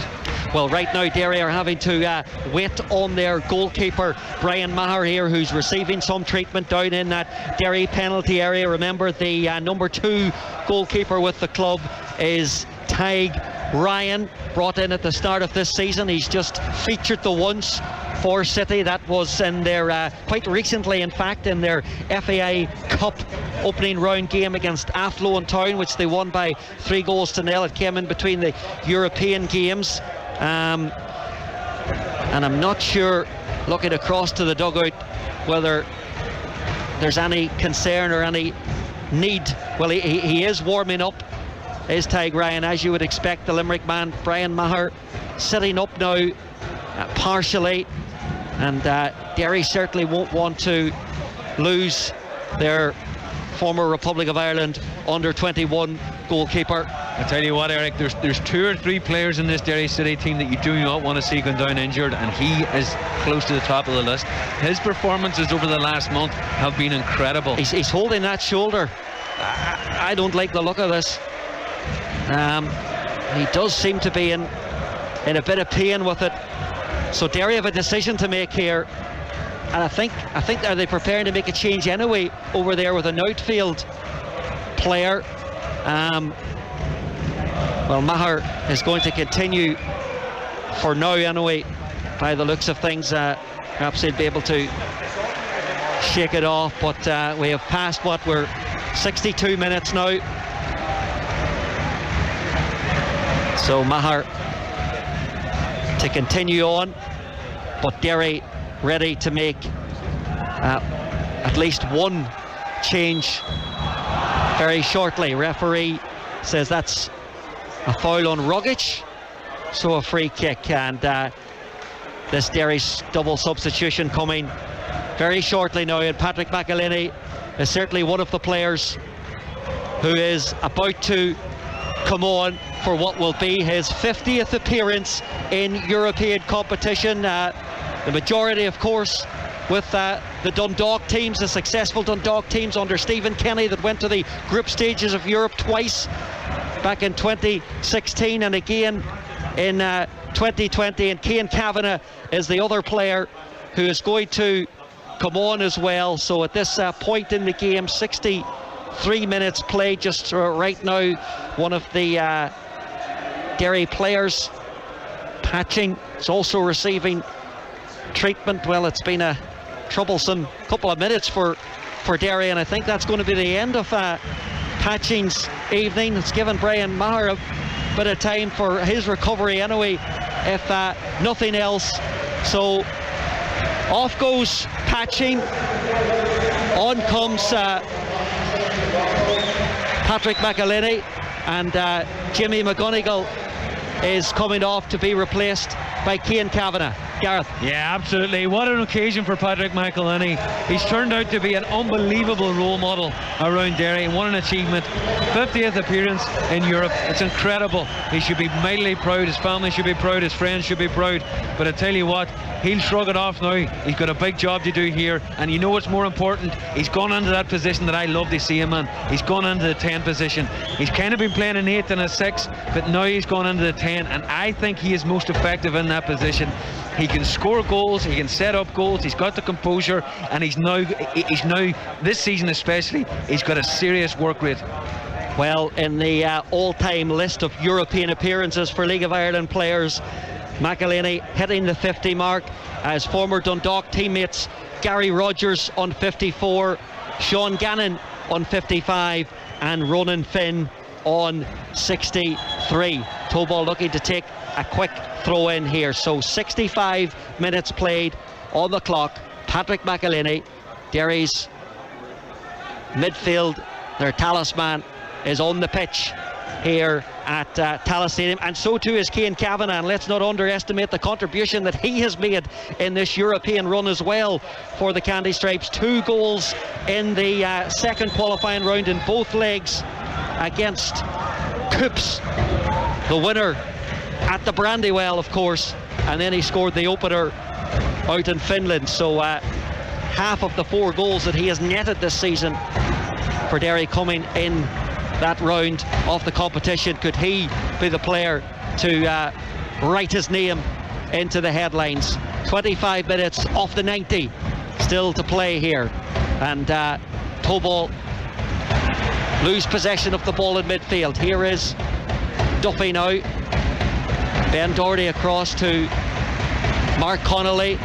Connolly's gone for an ambitious ball over on the left hand side as the beating of the drum seems to get louder and louder over that far side as this match progresses. The Derry fans certainly enjoying the occasion.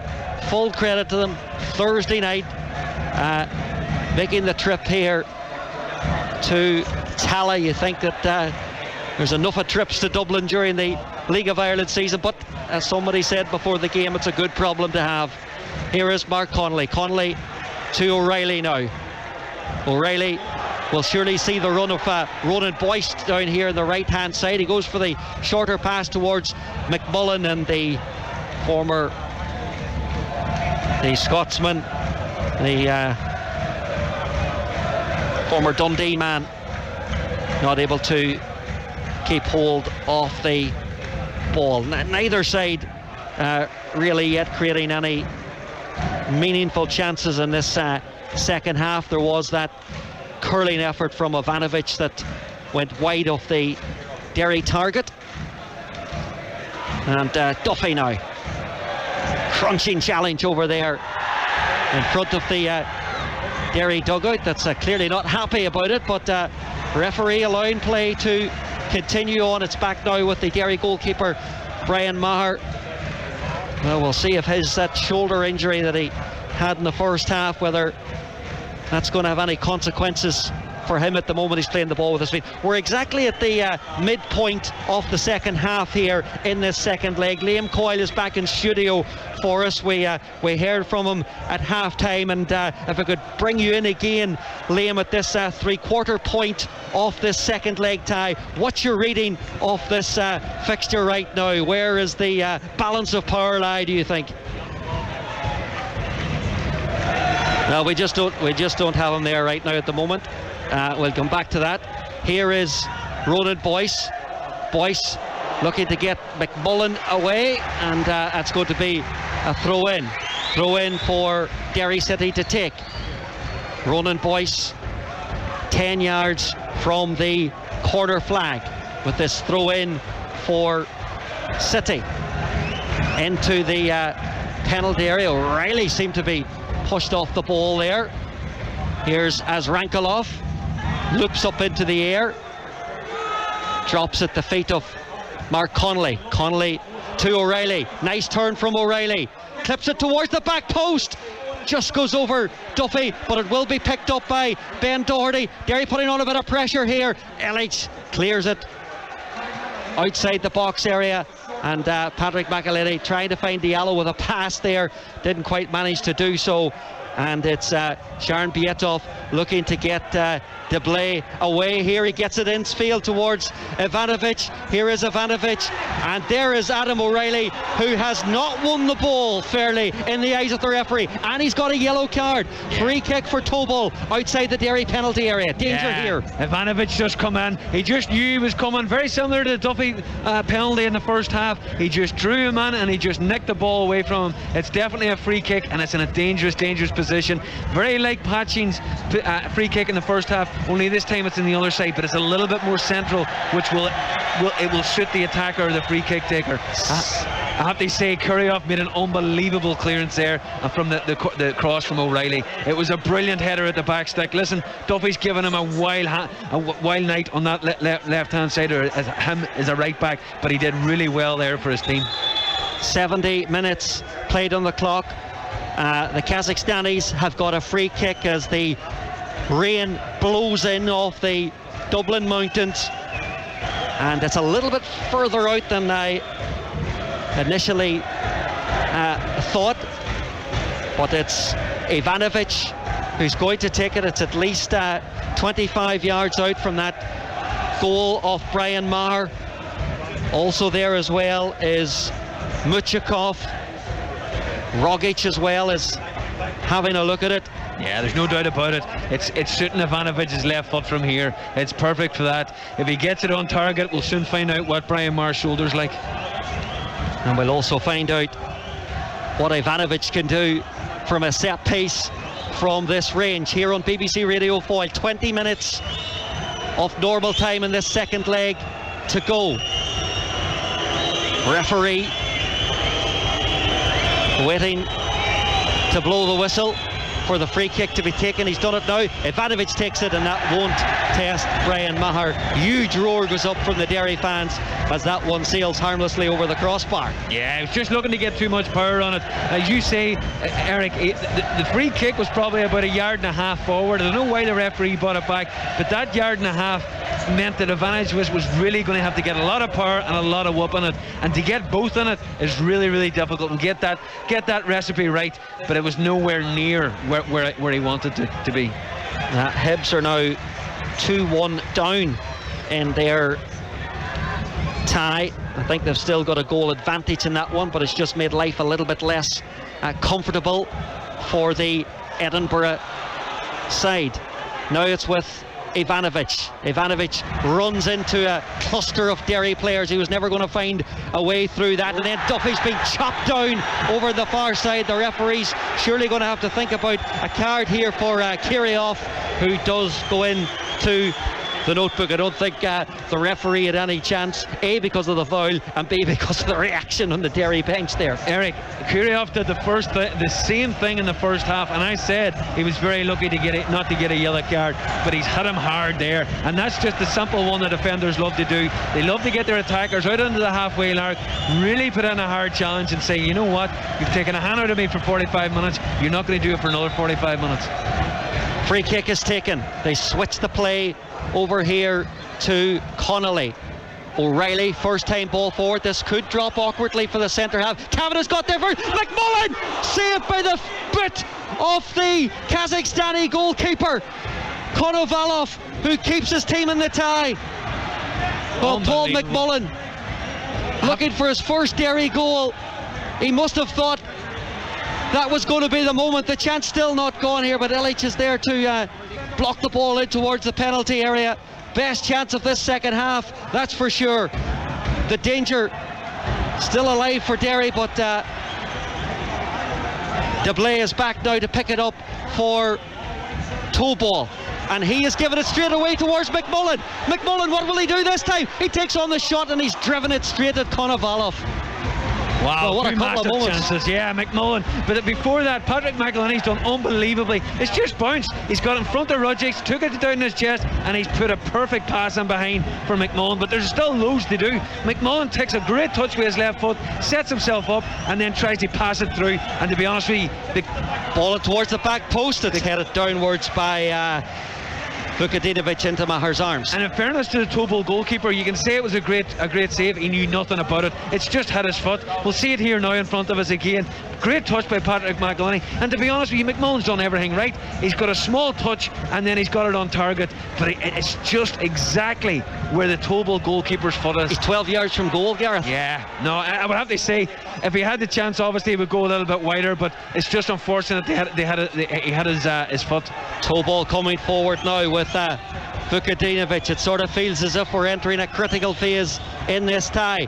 Ball swung in from Azranka, comes out towards DeBlay. DeBlay with a shot, headed by McJanet at the edge of the 6-yard area. It wasn't really an effort that was going to trouble Derry in the end up from DeBlay, who had a bit of time on his hands there. Somebody just had a switch here. This match is just livened up. Here's Boyce, certainly found a pulse in this second half. Doherty, sweeping ball has gone through McMullen, and the Mladic just lets it run through as well. More changes on the way here. We're seeing a couple of we're seeing a Derry change, and coming on is Cameron Dummigan.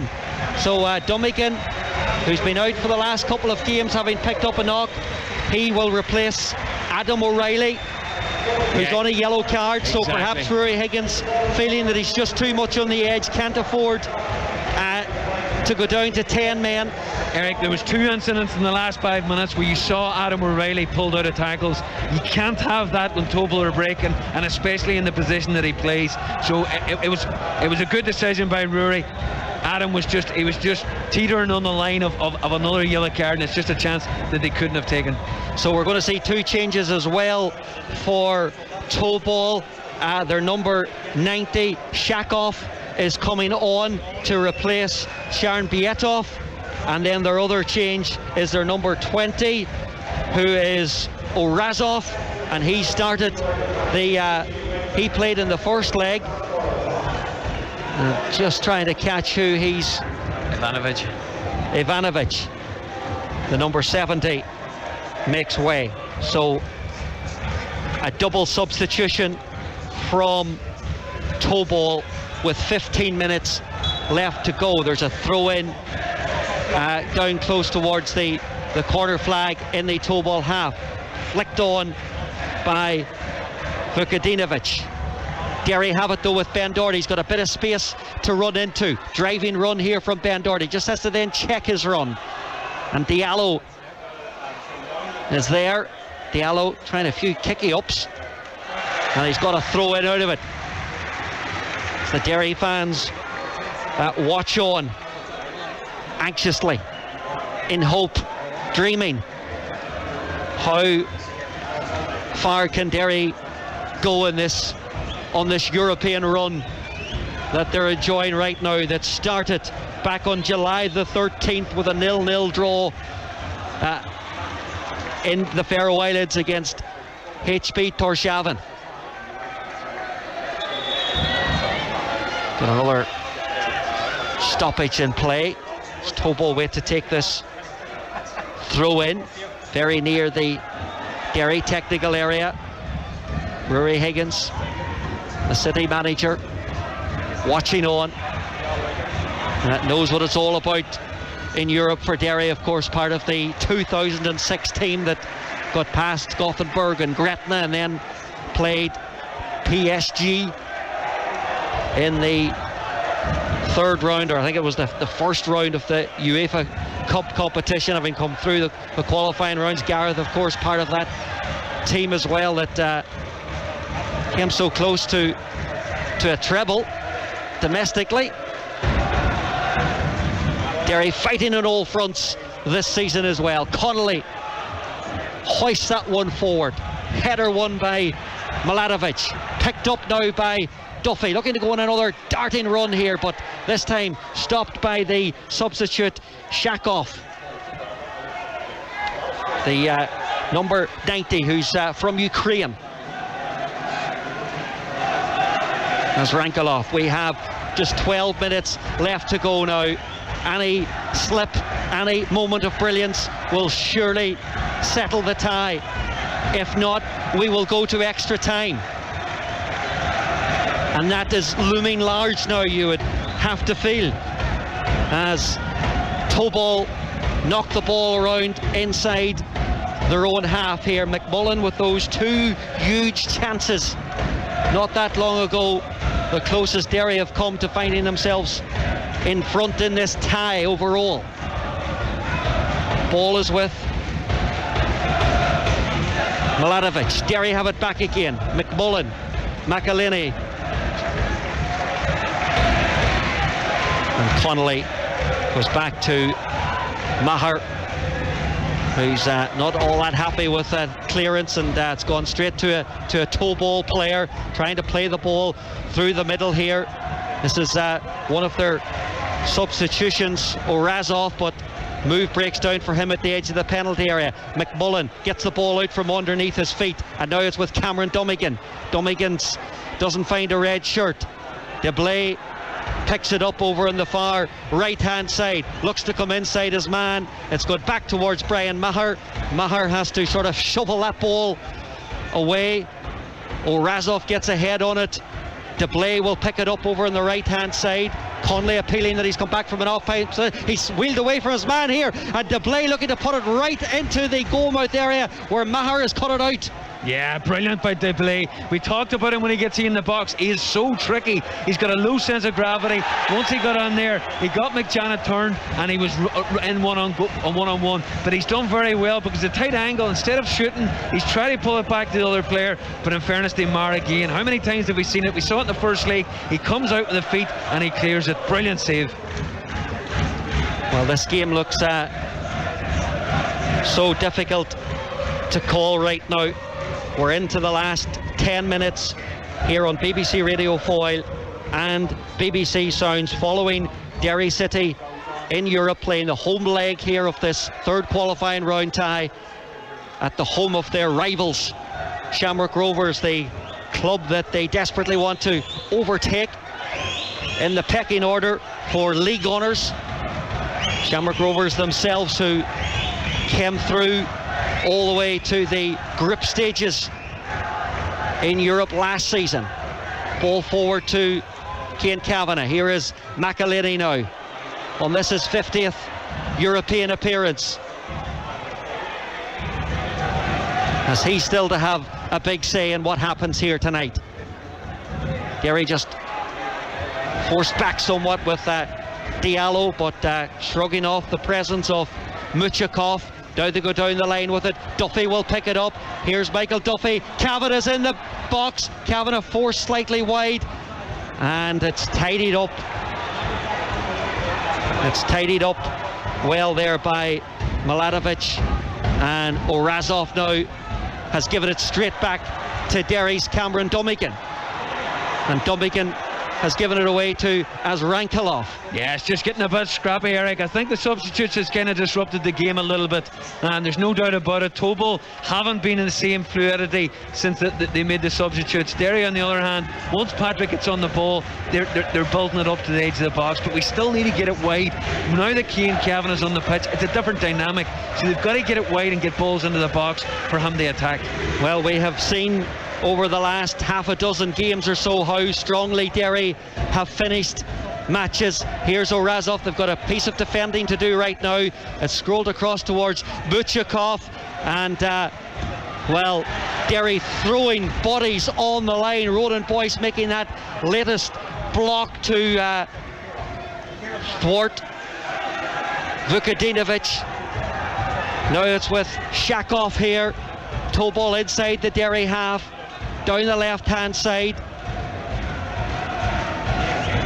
Derry scored a couple of late goals against Drogheda on Sunday. They finished strongly out in Kazakhstan last Thursday night, nearly getting that equaliser. Strong finish in both legs against Coops, where they came from behind in each game. They have 7 minutes of normal time to try and find a winner and avoid this tie going to extra time, but they have to keep guard as well at the other end.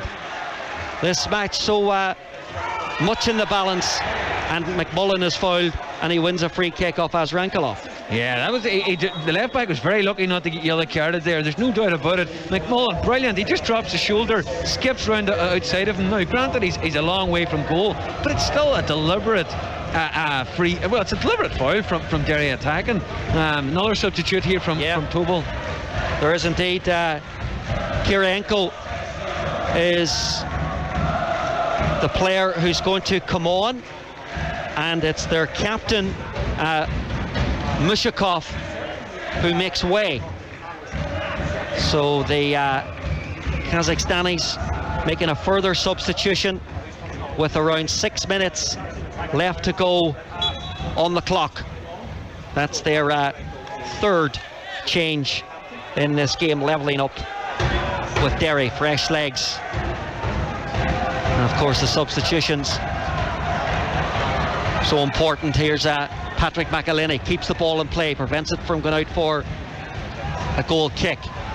Duffy infield, Doherty sends it in towards the 6-yard box. No Derry City player in there goal kick for Tobol. 4 minutes ago I asked them to get balls into the box. It's an incredible ball by Ben Doherty, but Cian Kavanagh, when he's on the left hand side, Cian Kavanagh has got to get behind the left centre half of Tobol, so that if anything's in front of him, he can run in front of him. Liam will be able to talk about this a little bit more than me. He's in front of the right hand side of centre half. He's never going to score from there if the ball even gets to him. He's got to see the ball and come from behind so he can see the whole goal. Terrible positioning when he knows Ben Doherty's one of the best deliverers in the Derry team. Him and McMullen and Duffy are probably the best. That's where he's got to be cute with his positioning. Yeah, that's a yellow card all day long for Rankalov. Very deliberate block from the left back for Tobol on Paul McMullen. I think it's one that the Tobol fullback felt that he had no choice but to make. We're inside the last 5 minutes here of this second leg tie. Derry leading 1-0 on the night. Will Patching's penalty, and that's 1-1 on aggregate. Derry making another change. Duffy takes on a strike from a long way out, blocked by Tobol. Deblay now, and they can bring it away. They're looking to get down this left hand side. Dummigan, last man standing at the back for Derry, gets to the ball first ahead of Orazov. It was absolutely crucial that he done just that. I think we're going to see Jordan McAneff come on next for the Candy Stripes, as Tobol have it with Shakov here. 4 minutes remaining off the 90. Looks like it's going to be a double substitution from Derry. Young Brandon Kavanagh has warmed up and ready to go as well. Well, something has to happen over the next couple of minutes, or we will have extra time. I think only once before in Derry's history has a tie gone to extra time, and that was during the COVID season, when it was a one-legged tie out in Lithuania against Riiteri. Derry went out 3-2 on that night, playing away from home. Throw in, chance for Derry to make this double change now. Their final two changes, and it is Diallo who is coming off to be replaced by McAneff, and then Paul McMullen is coming off for Brandon Kavanagh. Well, he'll be disappointed with the two chances that fell his way, Gareth, that he didn't take at least one of them. Yeah, Paul McMullen. Particularly the second one, Eric, as you said, it was a great chance. He was free from the Tobol defence, and all he had to do was get it into either corner. He has got it away from the goalkeeper, but the goalkeeper's quite big. He spread his legs and he's just hit his legs. He'd be disappointed, but overall on the night, he's been one of Derry's best players, picking that ball up on an inside right, driving at the Tobol defenders, and they've been going back and back and back. So he's been very good. He can consider himself a good night's work. Tonight was his 9th Derry City appearance, and he's certainly found his stride pretty quickly as a City player. Here's Orazov now, just over 2 minutes left to play.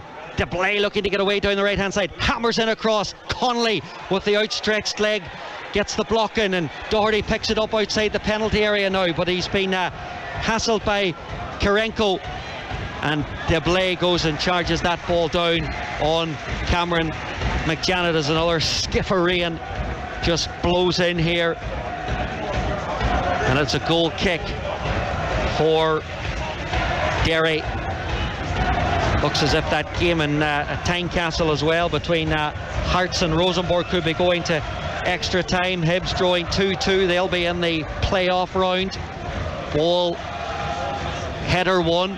Illich chasing after it. Dummigan is there with a cushioned header. The 27-year-old picked up a knockout in Finland, I think it was, in the second leg, when him and Patrick McElhinney had to come off. His layoff slightly lengthier than Patrick McElhinney. Now it's with Boyce down this right hand side. First touch for the Dubliner, Brandon Kavanagh. Played, of course, for was a Shamrock Rovers player, went out on loan with Bray Wanderers. Dummigan short pass to Patrick McElhinney. McElhinney has found Duffy with a brilliant ball. Duffy's first touch has just taken him away too much as Rogic came across there. Tried to beat the player with that chested control, but it just ran a yard away from him. He couldn't make up the ground, but he's got the ball at his feet here again. Michael Duffy, edge of the box. We're in the 90th minute of the contest. What a time this would be to score. In goes the cross, headed away by the central defender. Comes out towards Boyce, heads it back in again. Brandon Kavanagh looking to lay it off for Patrick McElhinney.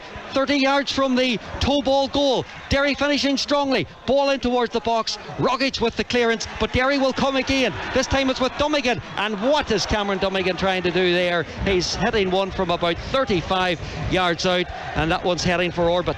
Yeah, absolutely. Bad decision by Cameron Dummigan. Not like him. 6 minutes out of time here as well. So we've got loads of time to play here, and for Derry City to get a winner.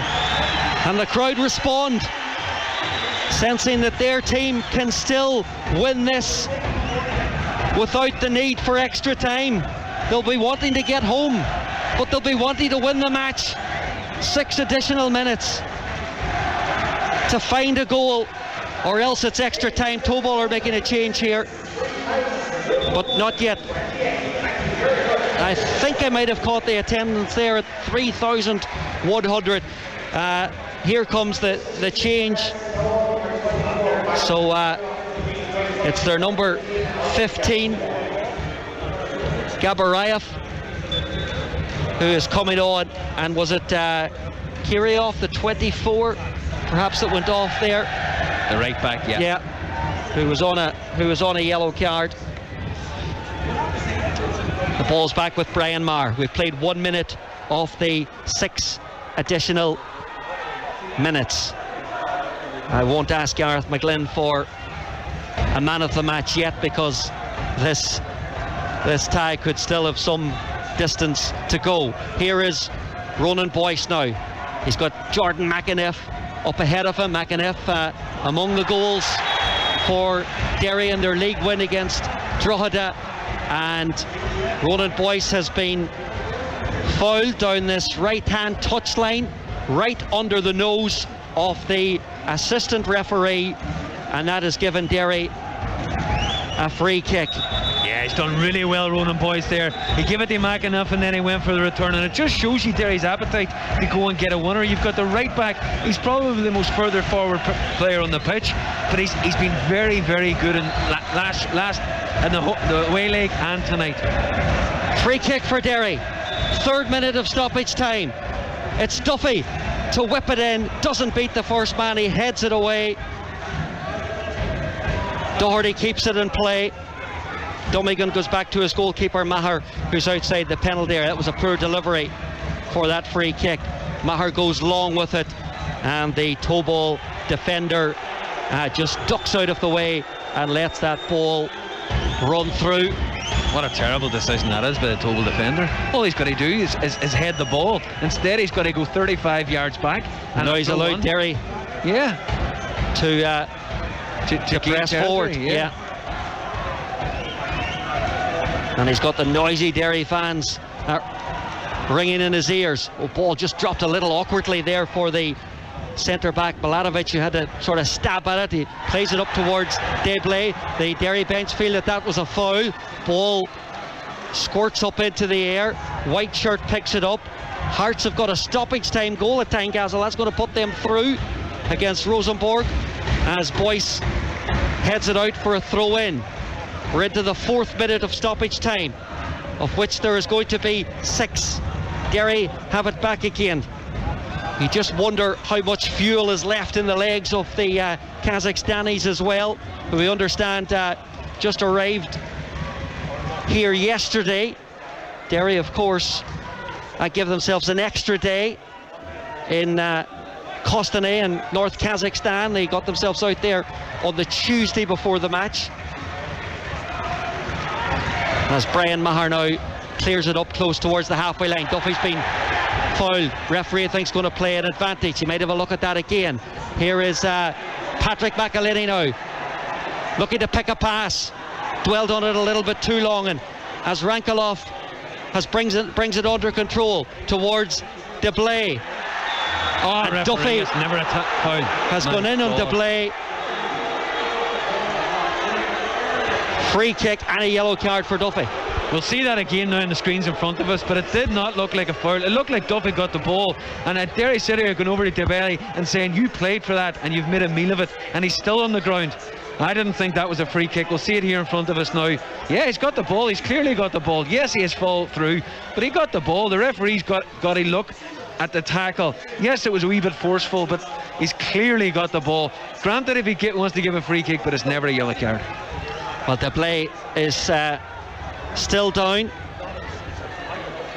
We're into the 95th minute of the game, so we're heading for extra time unless something really dramatic happens now in the final minute. Deblay is hobbling.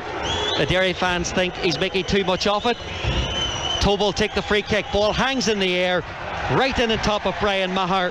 That's an easy catch for the Dubliners to make, and relief around the ground here at Tala, or at least on that one side where the majority of the Derry fans are housed over on the main stand. Is there time for one last attack here as Derry give the ball away, then Tobol give it away to Patrick McElhenney.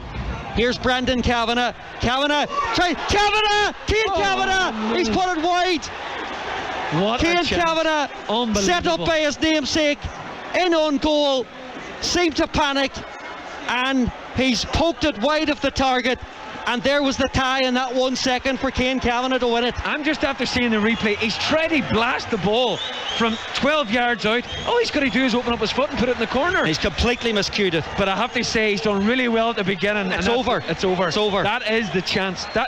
Derry will be very, very fortunate to get a chance to get an extra time. Well, will you get a better chance than that coming in what was the last kick of normal time? But we are going to extra time. This tie has still not been decided, and the Derry players with their manager Rory Higgins, an old trick here, taking them right down to the most boisterous section of where the Derry fans are located, in the stand, in the main stand there at Tala, where he'll deliver the team talk, and the game finishes 1-0, cancelling out the goal from Tobol in the first leg.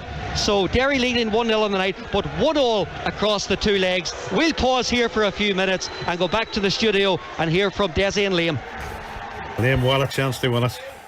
It's right in front of him, wasn't it? All he had to do was just keep a cool head. As Scott said, just open himself up.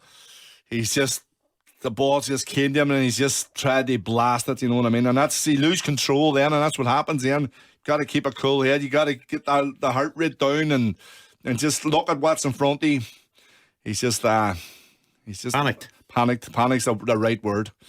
Unfortunately, because Derry totally deserved it. Totally deserved to go through. Better side. The two best chances in the second half for McMullen and Cavan at the end. Tobol created absolutely none. There's been we mentioned about the physicality of Tobol, that they're not that physical, but there's a lot of niggly fouls. There's 2 or 3 Tobol players that quite comfortably could have seen a second yellow card. The left back has made 2 or 3 challenges, and that's, even the one that Mickey Duffy, the right back, he's made one in the first half. Sumner never got a card for it. Then they take him off, and they bring the other fullback on. He does the same thing. So it's just been niggly, and then Mickey makes a challenge. Mickey Duffy makes a challenge. Probably, as we're watching it here, we see the follow through. That's what the referees probably thought it's over physical, and Mickey gets a yellow card for it, and that's European referees fee.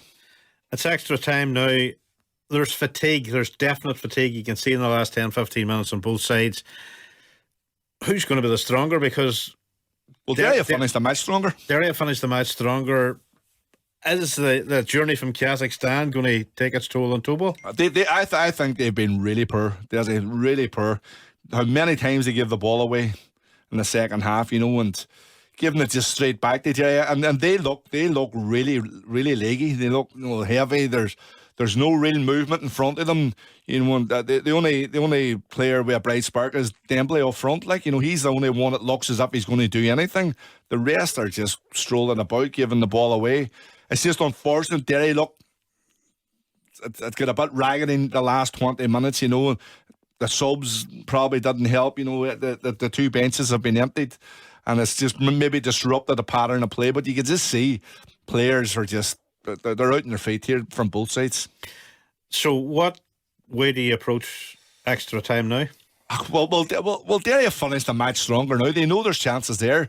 They've got Brandon Kavanagh's got to get himself into them positions, just in front of Patrick, just in between the midfielders, because that's where the joy is. Because there's playing, we know, sitting holding midfielders, so they've got to get them ball. And the one time that Brandon Kavanagh gets in, plays a great ball through, and as I say, Kane Kavanagh. But Derry have just got to keep going forward now and try and win the match.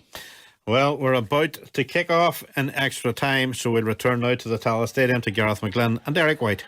Thank you, Desi. Right, here we go. Another 30 minutes of this gripping contest is ahead of us, and it is Tobol who will get the extra time underway here. The teams playing in the same direction as they did at the for the second half. So Tobol clearly winning the toss there. You would think, because Derry, I'm sure, would probably want to attack the goal to our right hand side in the second half. Oh, they almost give the ball away there inside their own half, where the most noisiest supporters are situated. Here comes Roded Boyce, plays it down the line towards Jordan McAniff. I mean, Gareth, first of all, how does Kane Kavanagh put that chance out of his head now, because he might get another one? And secondly, I mean, just what is going to happen over the next half an hour, do you think? Who do you favour at this point? Well, listen, the fact that Kane Kavanagh's such a young man, he's got to put it out of his head, and we'll see what he's made of. But you can see him now. I've been watching him now since this started. That's a minute in, and he's asked for the ball 2 or 3 times. That's a good start. He's not afraid to get back on the ball. He needs to forget about it now, and he needs to make sure that if he gets another chance, he doesn't become erratic and panic.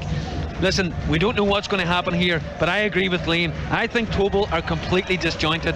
The substitutes definitely haven't helped them. They haven't strengthened them, they've weakened them. Whereas on the other hand, you've got Donegan and Patrick McElhinney and Brandon Kavanagh came on for Derry. To me, Derry have strengthened, especially with Patrick and Donegan.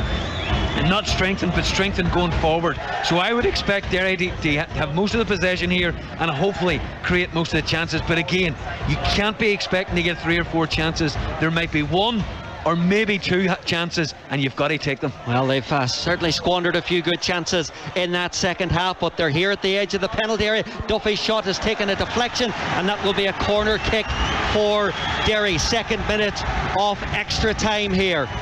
Derry playing towards the Tallaght Square end in the first period of this extra time, towards that north stand under construction. The UEFA flags flapping over on the corner on the far side, but it's here on this near end that Ben Doherty sets the ball in the quadrant. The referee's not going to allow him to take it just yet. He wants to have a word with a player from each team, Kane Kavanagh being the player spoken to for the Candy Stripes. So corner kick to be swung in here towards the back post. Connolly's up, referee's whistle sounded. He's not happy with the manner in which Connolly won that ball. Yeah, Big Mark just saw the ball coming in. It was a great delivery by Ben Doherty. His eyes lit up, but in fairness to the Tobol defender, he's just got under him, he's made it difficult, he's took a step back, and then he's thrown himself to the ground. So Mark's had to come over the top of him, and obviously the Tobol defender got his free kick. Well, the 2 Scottish teams have made it through. Hearts in quite dramatic fashion there against Rosenborg. Hibs also getting the job done out in Switzerland. And here at the Tallaght Stadium, well, it is up for grabs, isn't it? Derry will not get a better chance to go through to a 4th round, a playoff round, 1 away from the group stage. And let's hope that by the end of tonight they're not ruining those missed chances, talking about those opportunities that they didn't take. Victoria Pilsen, as we know, await the winners in the in that playoff round. And there's another foul committed by a Tobol player on Ben Doherty. Referee lets play continue because City have the ball at their feet. He may think about showing a yellow card when play stops.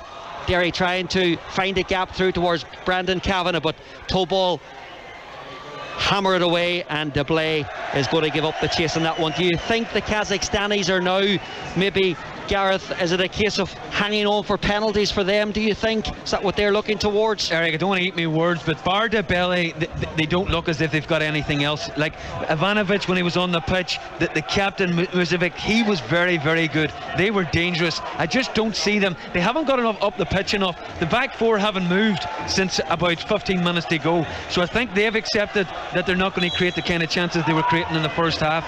And I think it looks as if they're playing for penalties and maybe making half a chance from a set piece. Cian Kavanagh has conceded a free kick just down in front of us on the halfway line. Newspaper deadlines may not now be met with this additional 30 minutes of extra time, and of course the potential of a dreaded penalty shootout. Here is Milatovic for Tobol and Rogic. They go long down this right channel. Header and clearance from Ben Doherty up towards the halfway line. Kavanagh makes some sort of an attempt at jumping towards it, but it's sent forward again, and it's with Brian Maher, who we're glad to report it looks as if he has recovered from what was a pretty heavy shoulder injury that he suffered at one stage during that second half. He was down for a reasonable amount of time, but he's okay to continue. Here is Brandon Kavanagh now, one of the Derry substitutes. Can't pick out Duffy, and Tobol will bring it away in the midfield area to Orazov. Dummigan gets a boot in. Shakov picks it up here, the number 90 for Tobol. Finds a white shirt hugging the right touchline over on the far side. Well, Derry won't be thinking about this now, but I'm sure St Patrick's Athletic will be pretty happy that this game has gone into extra time.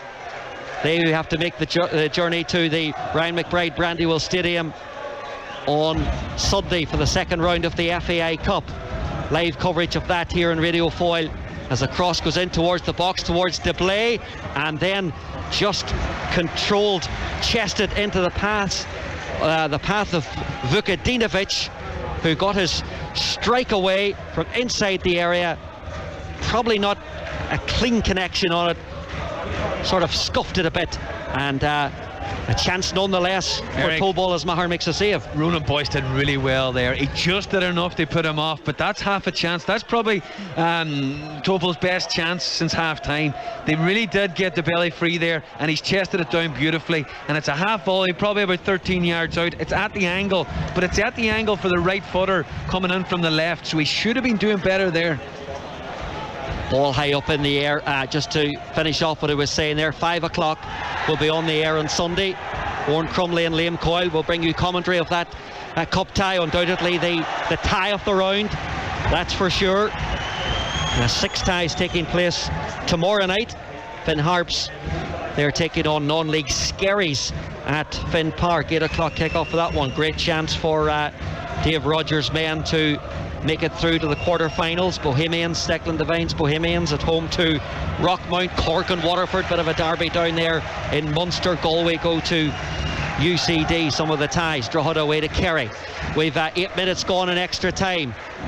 The tie over the two legs, level at one apiece. That's not the ball that Deblay wants. It's gone beyond him, and Cameron McJanet tidies up for City.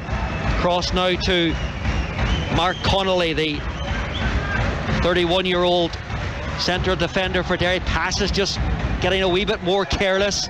Here's Deblay, closed down by Dummigan. Long range attempt from Tobol's substitute, Kirenko, the Russian. Yeah, they seem to be running out of ideas, Eric. I mean, every time Tobol get the ball, they are trying to get the belly, but he's having to drop a lot deeper now to get the ball. And Mark Conley and McJanet are very happy for him to be 10, 15 yards in front of them. But what that allows, as long as he's not going on behind, he seems to, we mentioned the long journey they've had, he seems to be running out of gas a little bit.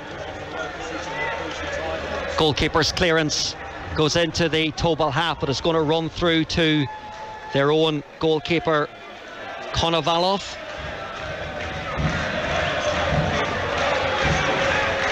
Konovalov, all in yellow, strokes it to his defender outside the penalty area.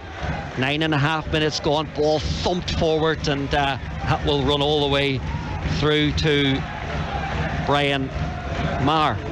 I mentioned that game that went to extra time back in 2020 it was, against Rotary, but no Derry City players from that game on the pitch right now. I think Kieran Cole, one of the few survivors still in the Derry City squad. Maher, ball sliding challenge won by Duffy. The Tobol bench not happy about it, but they're just going to appeal for everything that they feel that they can get at this stage. 100 minutes of game time we've had.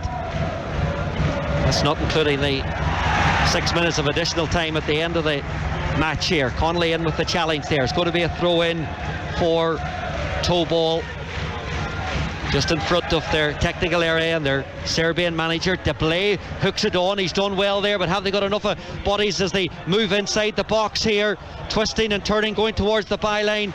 And it was Cameron McJanet matching him stride for stride. Ball loops up in the air, corner for Tobol. Yeah, Tobol seem to be committing a lot of players. In fairness, I'm looking down there, at one stage Tobol had committed a lot of players forward and Derry had committed a lot of players forward, so it's looking like maybe a mistake could kind of win or lose this game. Razov will take the corner kick. Tobol attacking the goal at the south stand end here at Tala. In comes the corner kick. Rogic is in there. The ball's bouncing around inside the box. The Derry players are appealing for a handball. The referee has seen it as well, and that's going to be a free kick for the Candy Stripes. And we have 3.5 minutes of the first period of extra time to go, as it came off Rogic there. Picked up now in the midfield area from Patrick McElhinney. Spoke about the tie against Batty Borisov when he was with Dundalk. After losing the first leg, they turned it around to win it here at Tala to go through, and ultimately took them to the group stages in 2016. Boyce is in a lot of space over here on the right hand side. Dummigan's pass will just about reach him. Kavanagh, Brandon Kavanagh that is. Two Kavanaghs now on the pitch. Loses out to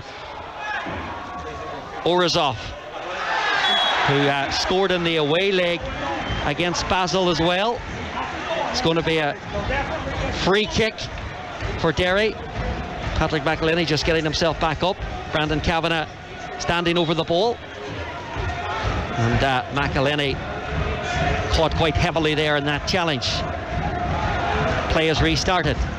Derry move it across over to the left hand side for Doherty. Dummigan tries to go forward with the first time pass, but he's given it straight away to Tobol, who are looking to get Deblay in behind here. Deblay trying to get through. Maher comes out, and then it's tidied up by Cameron McJanet, who sweeps in behind his goalkeeper as the ball just ran away from Deblay, but just for a second there, the Ivory Coast frontman caused panic in the Derry defence. Cian Kavanagh has been fouled. That'll be a free kick. It'll be a yellow card as well, and it's Rogic that is showing the yellow. Yeah, I questioned the quality of the substitute that came on for Tobol, but I have to say Orazov has played a beautiful pass in between the two centre halves there to get the belly off. But I said his fitness, he looked a little bit sluggish. Had that been in the first half when he was at himself, he gets on the end of that, he gets clear of McJanet, he gets clear of Conley, and he slides it past Maher. So brilliant pass, and again it's just a warning for Derry City. Looks like Tobol aren't finished just yet. Tie on a knife edge. Free kick for Derry. And they've sent quite a few forward. Doherty with that left foot of his. And unfortunately, it's a bit on the wasteful side because the target was Cian Kavanagh. It's just gone over his head and out behind for a goal kick for Tobol. And we are in the last minute of the first period of extra time as we approach 10 o'clock here on this Thursday evening. Europa Conference League action on BBC Radio Foyle and BBC Sounds. Nothing beats European football. Here comes Tobol. They're inside the box. They've still trying to work the ball through here down the right hand side. Derry with plenty of players back, whipped in towards the danger area. DeBlay was the target, and it was Mark Connolly, the centre back, who won the header decisively, and DeBlay has stayed down inside the 6-yard area, and a couple of Derry players have dropped to the ground as well.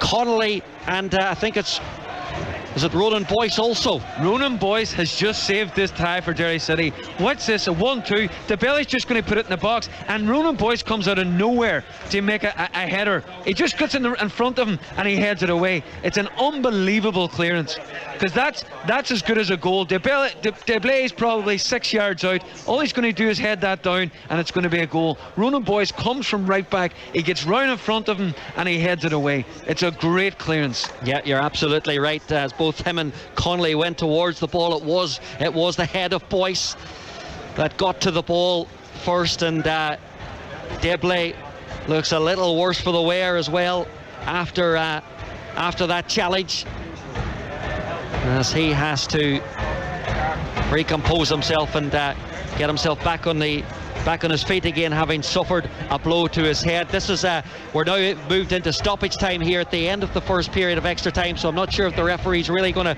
play much longer before he asks the two teams to turn around. We'll bring in Liam very shortly as well at the break for a further comment. Liam Coyle, who's back watching in the studio in Radio Foyle, and that is the half-time whistle. So no further goals means it's still one each across the two legs. We're 15 minutes away from penalties. Back to Desi and Liam. Well, Liam, still on a knife edge, but Derry started the second period of extra time. They looked the fresher of the two sides, but as the first period of extra time went on, Tobol came more into it. Tobol have come more into the last 10 minutes or so, Desi, and you know, you think Derry, we making all the subs, that they would be fresher and looking a lot more likely to create, but they have created absolutely nothing, and they're starting to look a bit leggy there at the minute. And Tobol have just started to sense that they're starting to fade a bit, so I think half time's just come at the right time for them. In terms of performances, young Boyce has been exceptionally good for Derry. He's been there, and he's been solid throughout, but he's been there when they've needed him, and the closing stages of the game. We mentioned this on Sunday about Ronan Boyce. He's got better as the season. He had a rocky start this season. He was out of the team, found it difficult to get in. There was even Kieran Claw was playing right back, but recently he's been absolutely outstanding, and defensively tonight again. But Derry defensively, their back four have been very good, like, you know what I mean, because Brian Maher, you know, apart from the odd one getting on behind, you know, trying to get through, he's had nothing to do. So defensively they've been good, but what you don't want now is Tobol now just snuffing and sensing that there might be a chance there. Well, we're about to get underway in the second period of extra time. We'll return to Tallaght, to Gareth McGlynn and Eric White. Yep, off we go again. Second period of extra time, so 15 minutes to try and find a winner for either team in this tie, and avoid the prospect of a penalty shootout. And Derry are working the ball in towards the Tobol penalty area, and Ben Doherty's ball on this occasion doesn't find anybody, and there's Azraelankov to make the clearance. Such a closely contested game here, as Tobol just making a hard work of clearance outside of their own penalty area. But I suppose, you know, some credit has to go to the Kazakhstanis. They have had all the travelling to do this week, and now got into an extra 15 minutes, an extra half an hour of play here, and both teams, I'm sure, will be feeling the effects of fatigue, because it's been a hectic last couple of weeks as they make their way around Europe and through the rounds in Europe. Cian Kavanagh brings it under control on the halfway line. Down he goes. Referee says that's a free kick. Derry want to get on with it. Shakoff just standing in front of the ball. The Derry fans crank up the noise again over in that main stand as we look out across this Tallaght scene here from the east stand, where there's absolutely no fans on this side of the ground. Here is Brian Maher now.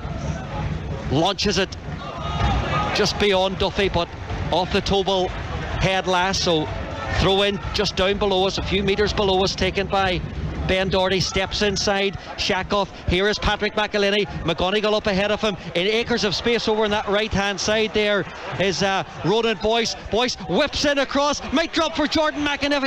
He's still got the ball at his feet, has Jordan McAniff. He's trying to find a way around the Tobol defender, and then he drags him to the ground, and it's a free kick for the Kazakhstanis. Yeah, credit to the Tobol defender there. I thought McAniff was going to get there first, but he just got there ahead of him, and he took it away. And again, that's what Jordan McAniff is excellent at.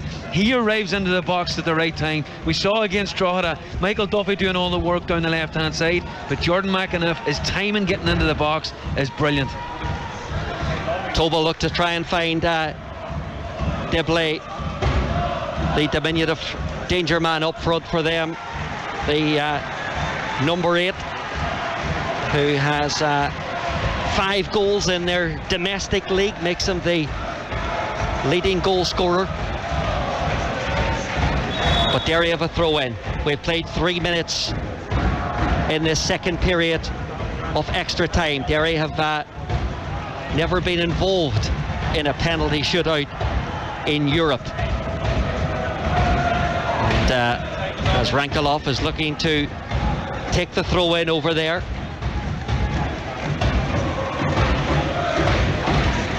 And it's across to Rogic. Rogic to Shakoff, the Ukrainian with the number 90 on the back of his shirt. They stride forward into the opposition half. Clipped in towards the edge of the D. That'll go over Doherty's head. Duffy sort of swiped clearance from him, and then Brandon Kavanagh has gone down looking for a free kick in the eyes of the referee. Play continues. Here's Rankelov now, and he just loses his balance as the ball runs out of play for a throw in. Yeah, there's a few tired legs out there now, Eric. You can see the left back is tired for Tobol. I saw Mark Conley stretching his calf there now. It's all about concentration now when you get to this stage of the game. It's been a long night, and even the build-up, the energy, you would have zapped the energy out of you, the excitement of playing in this pitch, the excitement of the occasion. You've just got to be very assured now in everything that you do. Derry want to be back here next Thursday night to play Victoria Pilsen, as Jordan McAniff chases after this ball inside the penalty area, and then he barges into the Tobol goalkeeper as he manages to claim that ball. I think we're going to see Danny Mullen come on. Derry, of course, can make an extra change here in extra time.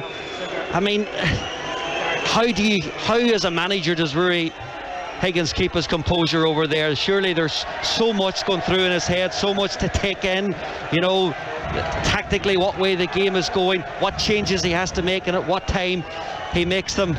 I suppose that's what management's all about. Maybe that's why you haven't got into management, Gareth. I don't need that grey hair, Eric. But I tell you what, that's what makes him so good, Eric. He is so composed. There's not much that ruffles his feathers. No. He's really good at kind of keeping himself in a bubble, being methodical, being practical, and his attention to detail is excellent. I was talking to him before the game. He's just sitting there. He was relaxed, sitting in the dugout saying, the work's done. The hard work's done. And I know he doesn't enjoy match day, especially leading up to the match. But when the match starts, as he said, the work is done. He has given his players everything that he can possibly give them. They understand what they're supposed to do, what's going to happen in certain situations. So that's why he's so composed and so relaxed. And I'm sure he's added a few more grey hairs during the course of the evening as well. Well, Michael Duffy will play no further part in this match. No doubt about it, Eric. He has been my man of the match. He's absolutely outstanding. From the very first minute, he's got out at the right back, and you've been seeing it coming, and you saw it against Drogheda. He is getting more confident, he's getting sharper, he's getting fitter. I think people forget the injury that he had. He basically broke his leg, and he came back, he rehabilitated, and he's only now coming back to the kind of form that he's shown throughout his career. Won the penalty, which was a pivotal moment early in this game here tonight. So Michael Duffy off, and on comes Danny Mullen, the Scottish striker, 28 years of age, just making his 7th Derry City appearance. Referee is happy to let play continue despite the fact that Orzov has gone down injured, and there's another Tobol player has gone to ground as well, Vukadinovich, and this time the referee does stop the play and says this is a free kick, and they are going to make a change as well. And I think it's the end of the night for Tobol, which is interesting because he scored 2 penalties. He scored 2 penalties for Tobol in the win against Basel. They got one on each leg, so he's off, and on comes their number 13, who is Zabalin. Generally, I would be saying to keep your penalty taker on the pitch at this stage of the game, but he really has ran himself under the ground. I don't think he's got anything else to give. Well, with 7 minutes left to play, but he's off the pitch anyway. Probably their main penalty. Well, certainly there's their main penalty taker, going by their run through in Europe anyway. And it was his penalty in the home leg that ultimately gave Tobol the 4-3 aggregate win against Basel. Derry looking to get the ball away from deep inside their own half, and the number 90's just had a kick out there at Danny Mullen, Shakoff, so that's going to be a free kick for Derry, and will allow them to push up the park a little bit more. A late night here in Dublin. We are going the distance, it would seem, unless somebody can find a winner in the next 6 minutes. Tobol have won the ball back cheaply. Here is Karenko. He's looking to have a run at Ben Doherty. He runs it right out of play. Gareth McGlynn shakes his head, and that will be a throw in for Derry. And exhausted legs, exhausted minds out there now, surely, and evident in that clearance as well from Cameron McJanet. And a throw in for Gabarayev. Yeah, I think Rory Higgins will be thinking now, whatever you do, if you're not going to win it, definitely don't lose it at this stage of the game. If you want to go to penalties now, I think it will be fair enough. There's no doubt about it. In the play throughout the match, I think Derry have been the better team. But at this stage, you definitely do not. 114, 115 minutes, you definitely don't want to lose it now. Well, they do have a free kick just inside their own half. Patrick McElhinney will take. Of course, we should point out that Derry's penalty taker is off the pitch as well. Their main penalty taker, Will Patching. Well, let's not talk too much yet about penalties. Here is Ben Doherty. Ben Doherty infield for McElhinney. McElhinney to Mullen. Nice little turn from Mullen. Mullen skips past the number 3 as Rankelov goes down. Oh, he's dived in the eyes of the referee. He's booked him. He's given him a yellow card. It'll be a free kick for Tobol instead outside the box. Yeah, from where I was standing, I thought it was a free kick. We're going to get the benefit of the replay here now in front of us. But initially, it was a brilliant turn by Mullen, but it was brilliant by Ben and Patrick as well. A 1-2 to get through the midfield. They're at the defence. Patrick looks as if he's going to play a 1-2 with Danny Mullen. Danny Mullen just Cruyffs it and takes it away from the defender. Then he goes straight at the other centre half in defenders. Yeah, he's made contact. I mean, it's a free kick. I don't know what the referee has seen. And you know what as well? It's a left back who's already on a yellow card. Now, granted, I saw it. It's a free kick. It's not a yellow card. But the referee's got it wrong. Well, that's a big call. That's a really big decision there from the referee, because that free kick would have been in a very inviting position had it gone Derry's way. 4 minutes here to go. Ozrikov, Derry have got to be careful here. Tobol looking to work their way outside the box. Ozrikov charges his way through, and it was Ben Doherty in there who made a pretty sturdy block. Connolly's down hurt. Derry looking to attack. Kavanagh hammered away back up into the Derry half again. It's all just looked a little bit chaotic here in the last couple of minutes. Mullen goes to ground again, looks for the free kick. Referee again not interested, and now it's clipped down this side by Gabrayev. Connolly definitely needs attention. He might not be able to continue. Well, it's cramp that he's got, and he's been assisted by the Tobol player. He actually started stretching his right calf before extra time. He's obviously feeling. You got to remember, Mark Connolly, like Domigan, like Patrick, like Duffy, they've had long-term injuries throughout the season. Remember, he did his hamstring down at the Brandywell. I mean, he's only coming back to fitness. I just don't know what happens now, because they've made their substitute. That's right. So they've got to either move him out of centre half and maybe play him in or out of the middle of the park, and move Domigan back, who of course has played in a back three already this season. But he definitely looks as if it's not a case of if he's going to be able to run this off. This looks worrying. Well, if he does have to go off, if he does have to leave the play, Gareth's right. Derry would go down to 10 men. We've 2.5 minutes to go. Do you think? I mean, has Rory Higgins, will he just leave it up to the 5 players to volunteer as to who wants to hit the penalties? Will he have an idea who he'll want to hit the penalties?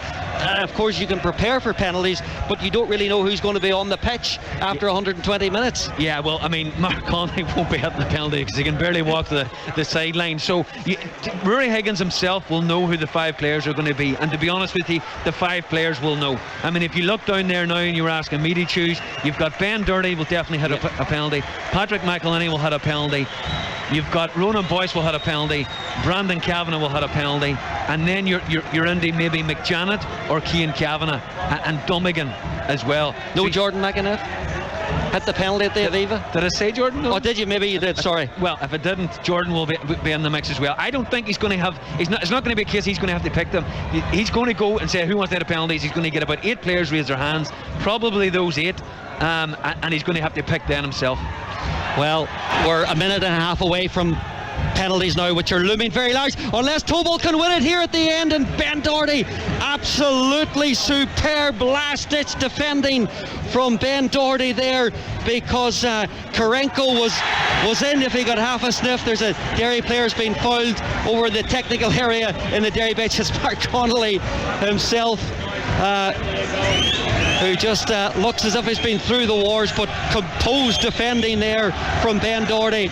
That could have been the moment that Tobol could have snatched it right at the death. Absolutely, brilliant covering, and that's twice now that both fullbacks have basically saved the game. But as we thought now, Domigan's gone on the right back, Boyce is going to right centre half, you've got McJanet left centre half, and then Ben Doherty on the left hand side, and Mark Connolly is he's floating about up around the pitch. You don't get this noise at Shamrock Rovers games. Here is Ben Doherty, clips it down the left hand side. We're in the last minute of extra time. This tie has almost gone the full distance. It's really now up to the referee how much additional time he will play. Is there another attack in it for Derry? There's a bit of a late challenge left on Ben Doherty, and the Russian substitute Kirienko is just having a word. I think Rory Higgins and his staff down there are noting down the penalty kick takers. We're going to have 2 additional minutes at the end of this game, and if we don't find a goal, we're going to a penalty shootout. The ball's up and towards the edge of the box, drops down inside the Tobol penalty area, and they do get it away. Mark Connolly's playing up there as the front man, hobbling around in the Tobol penalty box. That's quite a sight. Throw in for the Kazakhstanis. 10:15 here on this Thursday night, European night, here on Radio Foyle. Penalties not far away. Brandon Kavanagh, rush of blood to the head there with a heavy pass, which has gone straight out for a throw in. Tobol wallop it down the line here on the right hand side. Their number 13 Zavalin looking to bring it under control, fails to do that. We're in the last minute here now. Both teams have given it absolutely everything. Slice clearance goes high up into the air, drops from the sky. It's brought under control on the halfway line. Try to clip it forward towards Orazov. McJanet gets it away with Boyce now in there as his central defensive partnership for the last couple of minutes, last couple of seconds, and Dummigan it right back. Tobol are coming forward here. It's going to be a punt in towards the penalty area. It's a crossfield ball here to Kirienka. He brings it under control. He's close towards the byline. He clips it in towards the back post. Dummigan gets a crucial header on it, and they're going to have a shot from a long way out, which has hit Jordan McAneff. Brave block there from McAneff. Looks a bit winded, back up at his feet again. One of the Tobol players is trying to help him. Tobol are going to have a throw in. It's the last couple of seconds, and Derry have another player down inside the penalty area. Well, the next couple of days it's going to take some recovery work. It's Cian Kavanagh down the stretch, stretching his hamstring or his calf. I just hope it's not an injury. And I'm watching Mark Conley. He's moved out of defence. We say he couldn't move. He's a centre forward and he's closing down centre halves. Listen, I know this is a big game and he's doing his best, but one thing he shouldn't do is get injured. Here's a long throw in towards the box. Head it away. Long range shot. It's Ralenkolov who scored the goal in the first leg. Another opportunity at a shot. Flashes wide, and that is surely it. That is it. It's finished here in Tala. Derry have won 1-0 on the night, but that's one each in extra time. So Gareth McGlynn, we are going to penalty shootout. Absolutely, and it's nothing but Derry City deserved. They were outstanding for the 120, 130 minutes. They were out on their feet at the end. We had Mark Conley playing up front. We had a makeshift defence, but I have to say Tobol as well. They were completely makeshift. They had centre midfielders playing centre half, centre midfielders playing right back. It was a cracking European qualifying cup tie, and now it comes down to penalties. Listen, nobody likes losing in penalties, and it's a cruel way to lose, but I just think the crowd here tonight can get Derry over the line. Cramped up bodies all over the pitch. Rejoin us shortly for the drama of the penalty shootout to see if Derry can make it through to the playoff round of the Europa Conference League. But for now, Desi and Liam. Liam, it's been on a knife edge. Extra time didn't prove anything other than there was two sides that just didn't want to lose at that stage. Two sides that were out on their feet, and when the final whistle went, I think there was 2 or 3 Derry players that just lay down. They were dropping like flies there, but no, it's not often you make a good point, Desi, but you called it halfway through. You just said Tobol have just brought on defensive players now. They've taken off all their quality players and all their inventive players and just brought on 6'4", 6'2" midfielders, made it hard for Derry. Like Derry, as Gareth said, it always becomes disjointed when you make so many subs. But they knew that they were never going to score, so they made sure that Derry weren't going to score either. And Derry just didn't have enough. After that chance from Cian Kavanagh at the end of normal time, Derry created very little. Technically, is penalty shootout about technical ability to find the back of the net, or is it about just belief and confidence that he can score? At this stage here, you know, it's after playing 120 minutes of a tough game. Now this is more about mental strength than anything. You know, you got to trust your technique now. You got to say to yourself, right, well, this is the way I take him in training. I'm sure Rui's working training because he's meticulous and everything he does like that. So I'm sure the 5 people that he had picked are not on the pitch. They're not all on there, like Duffy and people like that there, and Duffy and Patching McGonigal. You know, they would probably be your normal penalty takers, but you've got to trust your technique. But it's all about the mental side of the game now. Not telling yourself that I'm not tired. It's one kick of the ball now, and you know, I'm sure Tobol is the same. Like, you know, they're going to be under pressure as well too. But they look as if for the last 25 minutes they looked as if they were playing for penalties. And saying all of that, we're about to go to the penalties now. While Derry have no Duffy, they have no Patching, they have no McGonigal, as you mentioned. Tobol have taken off a lot of their more technical players as well. So This could come down to Brian Maher and his opposite this is number. made now for Brian Maher, isn't it? This is his time, because to be fair, he's had very little to do. You know, apart from take a couple of crosses and made the odd one with his feet, but he's had very little to do. So this is his time now. And looking at the two keepers, I would fancy Maher more than I would fancy their keeper, being quite honest. So you think Derry will go through? That's not what I'm saying, but who knows, Desi, now? You know what I mean? This is, as Gareth said, it's an awful way to go out of any competition, but, you know, now you've got to just believe that you can get through in this year. Well, the final stages of this tie are about to unfold. The Tallaght Stadium is full of red and white Derry City fans in anticipation. The penalty kicks are about to begin. Derry will take the first one, Patrick McElhinney will take the first one, and with that we'll hand back to Gareth McGlynn and Eric White. And the first advantage goes to Derry because they have won the toss to take the penalties into the goal to our right hand side at the end of the ground where the noisy Derry fans are located. And here is Patrick McElhinney, little shuffle run up, sends the goalkeeper the wrong way. 1-0 Derry City. Patrick McElhinney on his 50th European appearance gives them the advantage in the shootout. Absolutely. The goalkeeper starting mind games again. He stood left hand side of the goal, so he's saying to Patrick McElhinney, if you want to put it in that corner, I'm going to get over and save it. But Patrick McElhinney, cool as you like, he's put it into the smallest side of the net.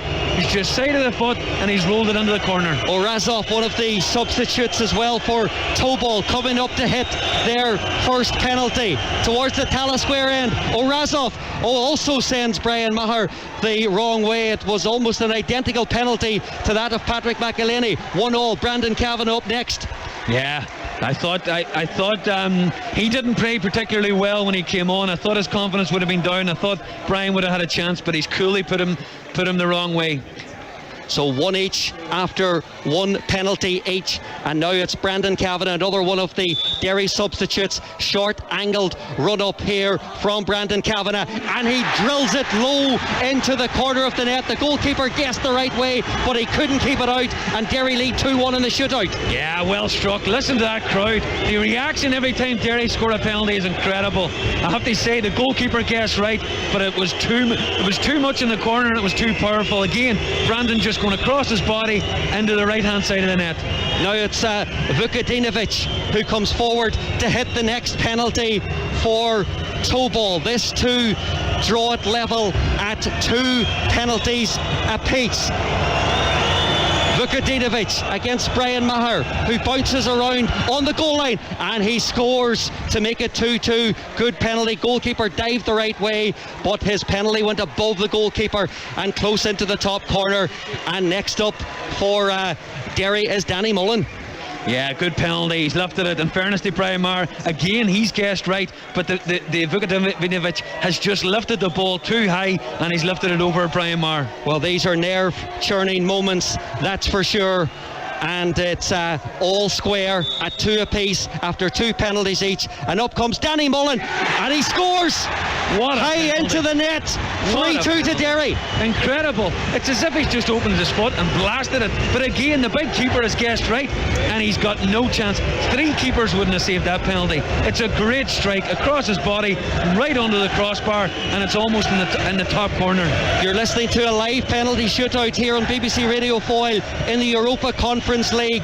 Derry are leading 3-2, but Shakov has a chance now to make it 3-3 again here for the Kazakhstanis. Up he steps and he scores pretty much down the middle. Brian Maher nowhere near that one, and we're back all level again at 3 each, and we're going to see Jordan McAneff now come up and take the next Derry penalty.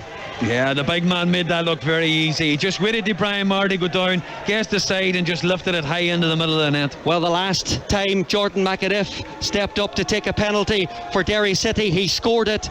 It was against Shelbourne in the FAI Cup. It was the pressure was off at that stage because they were 3-0 up. High stakes here now though with this spot kick for McAneff, and he scores down the middle. Derry 4-3 in front here. Brilliant penalty. Huge pressure on Jordan, but again he's just waited for the keeper to go down. It's not a penalty I like taking, going down the middle, but again under immense pressure he's done really well. But unlike the guy before him, Jordan hasn't lifted it, he's actually put it down the middle with pace. It's a brilliant penalty. Well, here comes Azrankalov now for Tobol, the scorer of their goal in the first leg in Kazakhstan last week.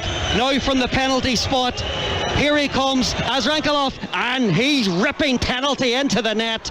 No chance for Brian Maher there, and he makes it 4-4. And now coming forward, it's Cian Kavanagh, who missed that big chance for Derry right at the end of the 90 minutes. That's 3 of the last 4 penalties have gone down the middle. Which goalkeeper is going to have the nerve to stand in the middle of the net? What's going on here? Well, he's given it to Ben Doherty to come forward and take it. Well, Cian Kavanagh was walking towards the penalty area to take that penalty, and there's been a change of heart somewhere, and now it's Ben Doherty who's coming forward to hit the penalty. Dare I say it, he's missed his last 2 that he's taken for Derry in normal time. Ben Doherty, pressure kick here, up he comes, and the goalkeeper makes the save. Ben Doherty has missed, the man who scored the winning penalty for Coleraine against Maribor a couple of years ago. And Tobol have a chance now to win this tie, and it's Illich who is coming forward to take it. It's 4-4, but Illich now with a spot kick here after Ben Doherty's miss, and it's over now to either Brian Maher to try and keep Derry alive here in Europe, up against Illich, who can win it for Tobol with this spot kick, and he's hit the crossbar. He's hit the bar. Can you believe it? Derry are still alive in Europe. I asked had he got the nerve to stand in the middle of the net, and that's exactly what he did. He went to go into the corner, he stood up, and he made him clip it too high. Unbelievable by Brian Maher. And now Cian Kavanagh is going to hit a penalty. Well, what sort of state is his mind in after the turnaround in the last shootout, in the last penalty? But this is his moment here now, as the goalkeeper Konovalov is not happy about something, but it's all about delaying tactics here in Cian Kavanagh, that's for sure. Yeah, I think he's complaining about the ball behind the net. They've got to move the ball. I don't understand why the ball boy hasn't moved the ball. That's what the keeper's asking for. Well, Derry have got out of jail with that missed spot kick from Illich, and now it's over to Cian Kavanagh here. Up he steps. We're in sudden death here, by the way, and Kavanagh rifles it into the net. Terrific penalty. If only he'd hit the last one. So they're 5-4 in front. Yeah, fair play to the big man. And you know what he's done? He's picked his spot and he's drilled it into the corner. He sent the goalkeeper the wrong way. Brilliant. So now Milatovic, he must score. He must score. Massive pressure on the central defender here to keep Tobol in this European tie. It's a pretty short run up from Milatovic, but he has scored. We're back level at 5 apiece. Yeah, it is breathless. It wasn't a good penalty. He's hitting the next penalty for Derry. You could see he was very nervous. They're asking Brian Maher, does he want to hit it? I think they're leaving it up to him. Yeah, Patrick McElhaney is telling him to take the penalty. Yeah, and in fairness to him, as soon as he realised that that's what they're asking for, he said no problem. There was no hesitation in his mind. He says I'll hit it. So it's 5-5, and now it's down to the Derry City goalkeeper Brian Maher, and Konovalov is still not happy with what's ever going on behind the goal. I think it's an issue maybe with the photographers, perhaps, is the problem. But here is the Derry goalkeeper now, Brian Maher, who's stepping forward to take the next penalty for City. And the referee's still trying to deal with this issue of whoever is causing a problem behind the goal. He's removed somebody, none of which, of course, helps Brian Maher in this situation. Yeah, you don't want to be delayed. You've got more time to think about it. He's just got to pick a spot, like big Cian Kavanagh before him. Pick a spot, put your foot through the ball, Big moment for Brian Maher. A lot of weight on his shoulders to take this penalty kick. He doesn't hit it all that cleanly, and the goalkeeper makes the save. Well, it's not over yet, because Tobol still have to score their next penalty, but Maher has missed, and it's now up to Kurenko, their number 18, a second chance to put them through. I have to say, it's a good save by the goalkeeper. Brian Maher hasn't done much wrong there. He's put it across his body. It's going into the side netting, whereas exactly what you wanted, but the big keeper's got across and got a big hand to it. I didn't think he got a lot of power on it. Here's a penalty now for Tobol, with a chance to win it at the second attempt. Up they step, and they've scored! Silence in Tala. Tobol have won the penalty shootout by 6-5, and they celebrate their passage through to the playoff round, and it's heartbreak for City, who suffer penalty pain, and Kurenko sent the goalkeeper the wrong way, and their journey will continue, and Derry are denied history. They're denied a place in the playoff round. What disappointment. One each. It finished over the two legs after winning 1-0 tonight, but out 6-5. They exit Europe. The Kazakhstanis, elation for them, deflation for Derry. But what a journey from the Faroes to Finland. It was fun, but they hit trouble in Tobol last week, and they couldn't complete the job here in Tala tonight, despite winning in the 90 minutes. And so the dream dies in Dublin, but it's been one heck of a roller coaster ride. I'm sure the fans won't forget it. They will stay to applaud the City fans, but the European Odyssey has ended, and amazingly, Tobol, second best all night, are through to play Victoria Pilsen in the playoff round next Thursday night. Gareth McGlynn.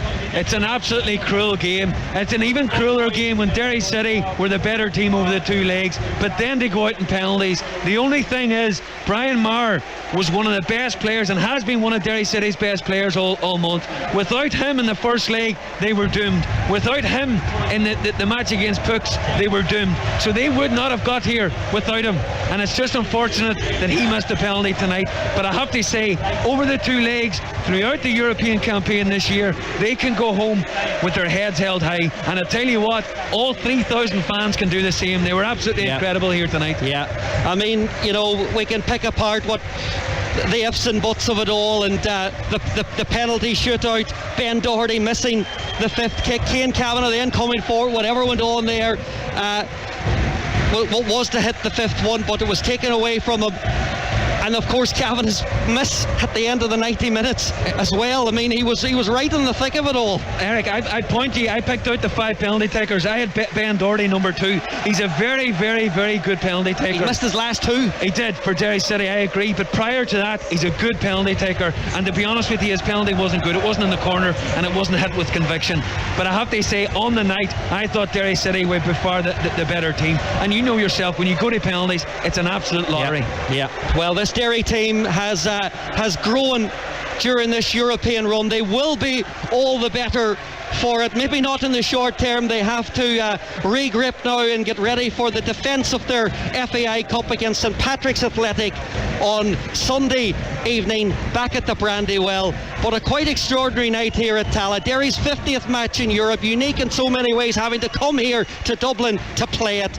And at the end of the day, it was the lottery, the drama of a penalty shootout that stopped them, that denied them from progressing any further. The run is over. They have lost on penalties to Tobol. It's good night from the Tala Stadium, and it's back to the Radio Foyle studio to Desi and Liam for some final thoughts. Liam, heartbreak in the end for Derry fans, and on reflection, penalties can go either way, but Derry with a better side and possibly will feel that they should have won the tie. Yeah, well, they did the 3 best chances there's in the game, you know what I mean? Kane Kavanagh's especially at the end was game over if he had scored it. Paul McMullen had a chance, and then Mickey Duffy had a half a chance. So, you know, Tobol came, they not to concede too many goals, see it out. And then, as you say, it's cruel and unfortunately, you know, the goal last week has killed Derry. That thunderbolt last week from their fullback has killed Derry. It's put them out of the tournament, because if Derry hadn't done to come back from that tie 0-0, then they would have been through and 8. But unfortunately, it's not to be. And like the biggest night for the biggest day for Derry City in the last couple of years was at the Aviva Stadium last November when they beat Shelbourne to win the FAI Cup. They took 20,000 fans down the road to Dublin that day. They continue the defence of that this Sunday. Forget about the fatigue, because there's obviously going to be bodies that are hurting there tonight after 120 minutes of action. But mentally, it's going to be difficult to lift these boys for Sunday. Well, I don't think it will be, to be quite honest. I think it'll be more physical than anything. I think Rory and his backroom staff will know that the players are fine mentally, because any team can lose in penalties, but it's physically. And the only team that's going to come out and winners tonight are St. Pat's. They'll be sitting going, happy days, this is great that Derry have spent 120 minutes trying to get through and round, now they play us on Sunday.